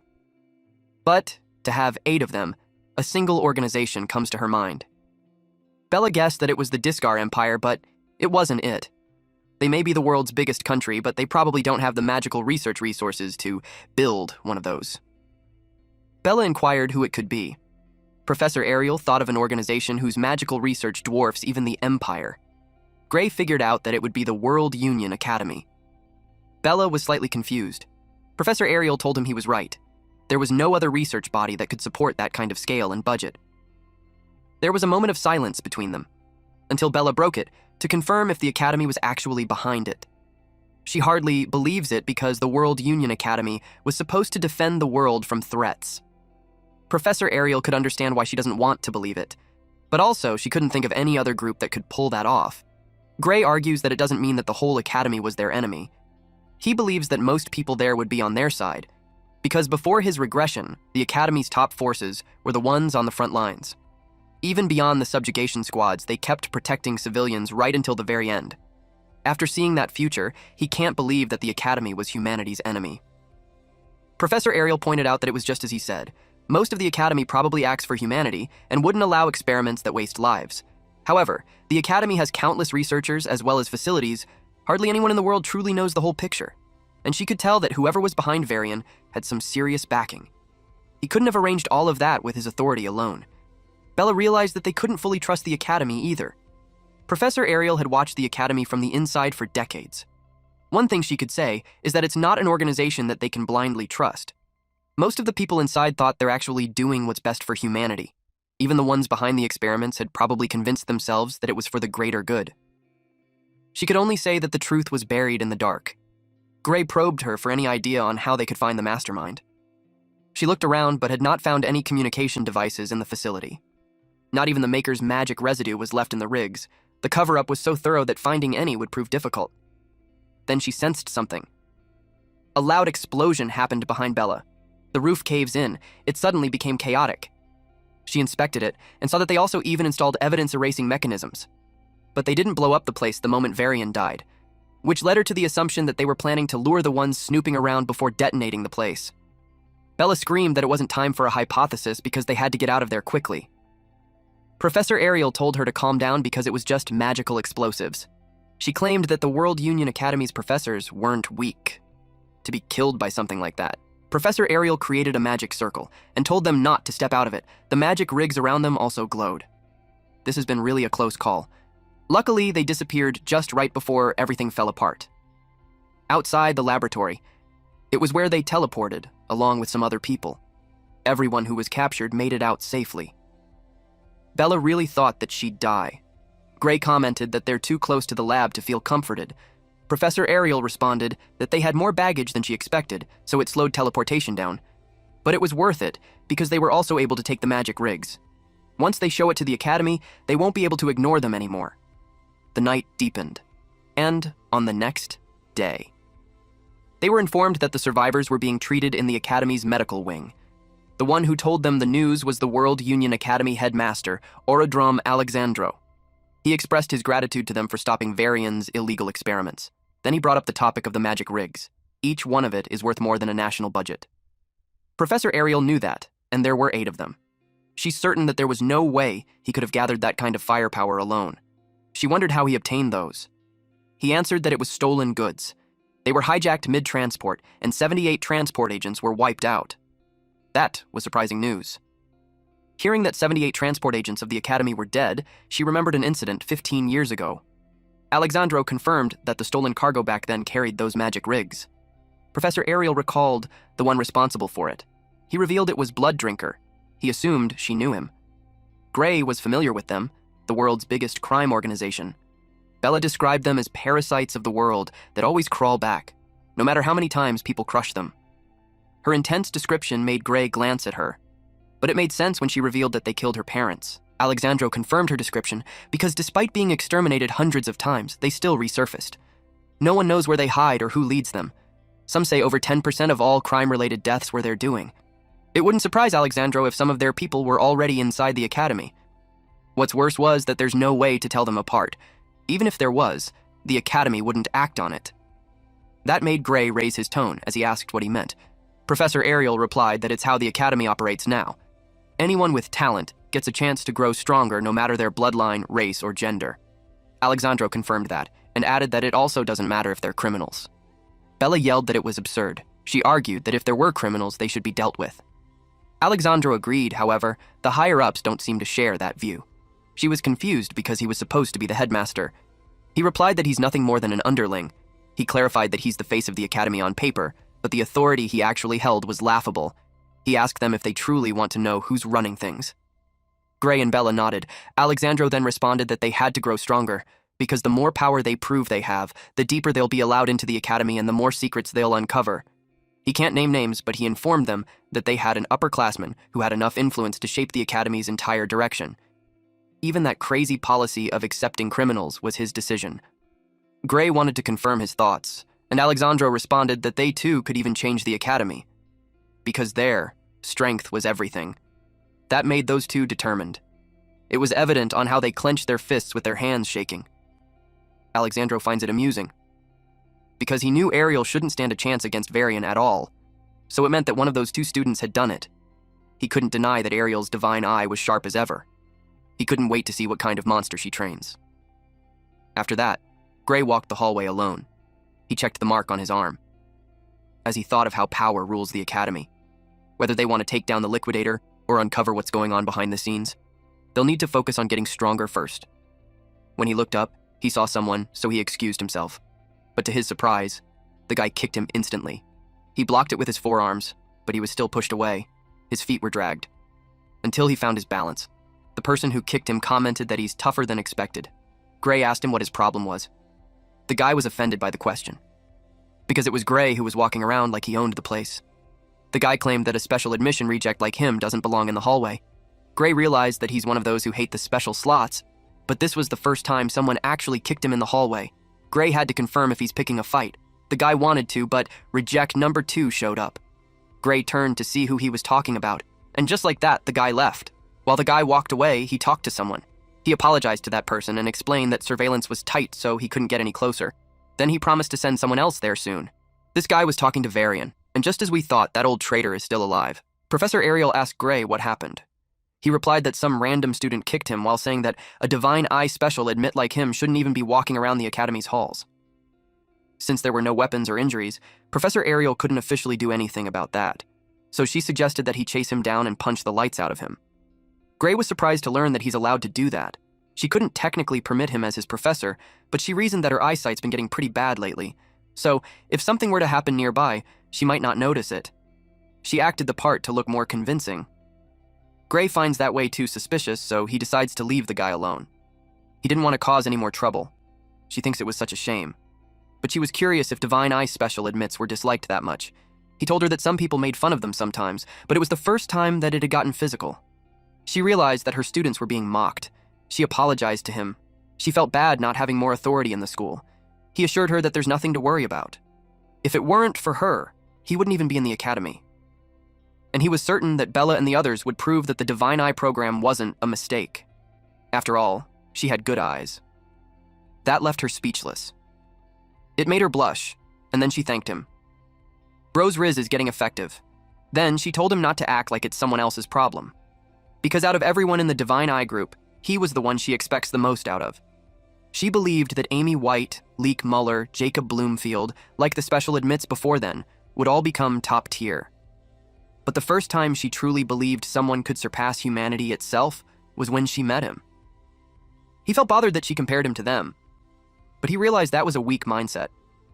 The mastermind behind Varian probably hasn't given up on summoning the Liquidator yet, and even those great people couldn't even scratch that thing. He came back to that timeline to make sure he could defeat it. He remembered what he was told. The fate of the world rests in his hands. After that encounter, the swordsmanship class had a live combat practice. The students paired up according to the list on the board. Gray had to be sharp for this practical training. It was because if he screws up, everyone would start bad-mouthing all the Divine Eye admits again. At the very least, he needs to show he can keep up with the regular students.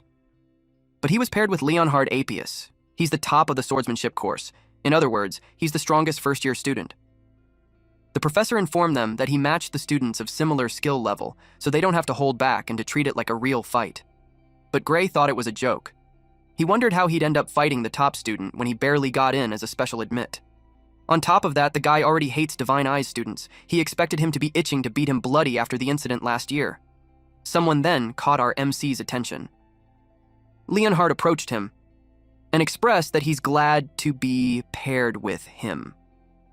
Deep inside, since he got to spar with Gray, he felt that becoming top of the class was worth it. In Leon's mind, he trained harder than anyone. He wanted to showcase his swordsmanship to Gray. Gray's mouth twisted when he saw him.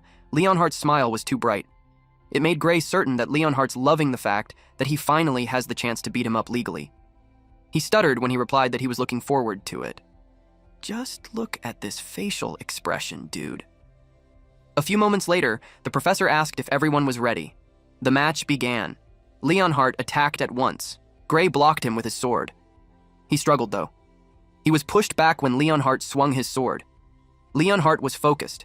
He attacked again, and Gray barely evaded it. Then Gray gripped his sword tightly and counterattacked. Leonhardt blocks his sword while acknowledging that he was strong. It was hard to believe that he didn't make it through regular admission. They continuously clashed swords. Gray expected to get wrecked instantly, but he's actually holding up. But still, he couldn't match his raw power even with both his arms. Leonhardt's swordsmanship was insane. It was a proper by-the-book style. He described it as polite swordsmanship, but perfected to a terrifying degree. Even with the experience from his past life and his master's training, he could call Leonhardt a monster for someone in his first life. Their fight captured the attention of the other students. They were impressed how Gray was keeping up with Leonhardt. Leonhardt felt wonderful. He expressed how he could do that all day. But Gray was worried since his stamina can't keep up. If it weren't for Heathcote's training, he'd already be down.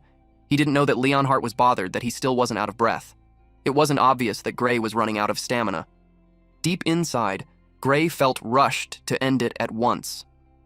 He remembered the professor saying to fight like it's a real one. He focused and watched him attack.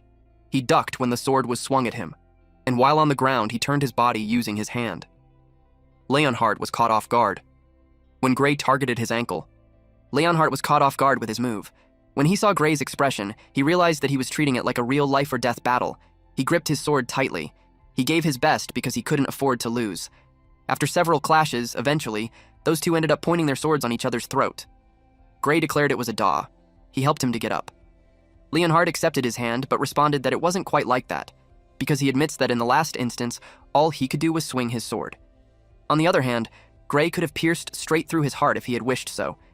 It was a mock battle, so he knew Gray was just forced to thrust the sword at his neck. Gray commented that even with all those protective spells, pointing a sword at someone's heart in a mock duel was kind of messed up. Leonhardt concluded that he lost. He thanked him for making him see the difference between real combat and fencing practice. Also, he learned that fighting wasn't just about sword skills. Gray was humble, so he replied that it was a cheat move for swordsmanship class. Leonhardt reminded him that the instructor said to treat it like real combat, so there was no such thing as cheating in real combat. So he had a suggestion, and that was to have another round. Gray didn't seem fond of the idea. He only won because he caught him off guard. If they go at it head-on, he knew there was no way he'd stand a chance. It wasn't about technique anymore. He was aware that the guy's stamina leaves him to the dust, but someone stopped them. The man pointed out that they were in a sword class, and nobody said he's allowed to use anything other than a sword. He also questioned how a special admit loser like him got paired up with the top student. He warned him not to get too cocky just because he has some magic. It wasn't like it was Gray who arranged the matchup. Leonhardt stepped in and replied that the instructor had decided that he's the only one worthy of fighting Gray. He told the guy to butt out. The instructor confirmed what Leonhardt said. He reminded them that he paired students with similar overall strength, and Gray was the only one who could take Leonhardt on. Leonhardt nodded his head in agreement.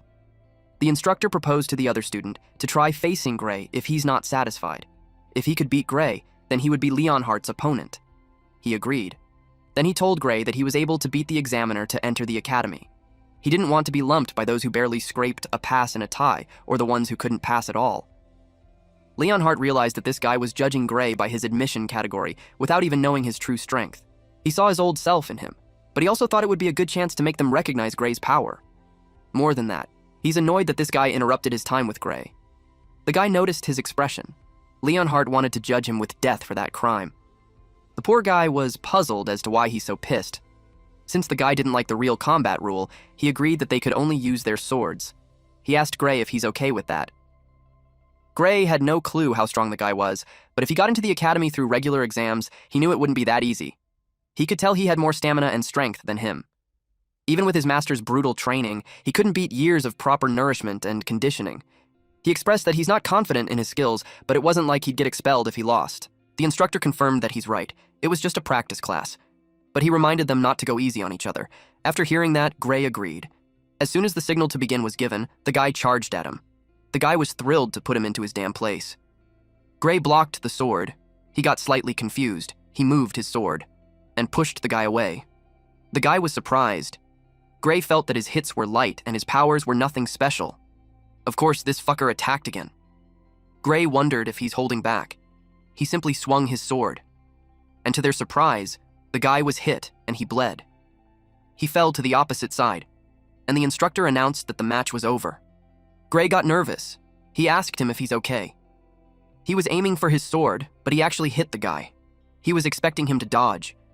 But this guy claimed that it was just a fluke and he was just caught off guard. His face was a mess with tears flowing and blood stains on his nose and cheeks. But since his ego is bigger than his brain, he challenged our MC again. The other students pitied him since it looked painful. The instructor could only sigh. Then he agreed to let them do it until they're satisfied. He charged again. Time passed by. Gray looked fine. He asked the guy if he's okay. The guy could barely open his eyes. His face was already unrecognizable from all the bruises and bumps. His speech was slurred when he replied that he's fine. He still assumed a combat stance. With his condition, the instructor had to tell them to stop. He told one of the students to take him to the infirmary. After that, he announced that the year's representatives would be Gray and Leonhardt. He asked if there were any objections from the class. Gray had no idea what representatives were. The instructor explained that the top first years would take on the second-year champion in the inter-year battle. The first years had lost 35 times in a row, but with Gray there, he had a feeling that in that year, things would be different.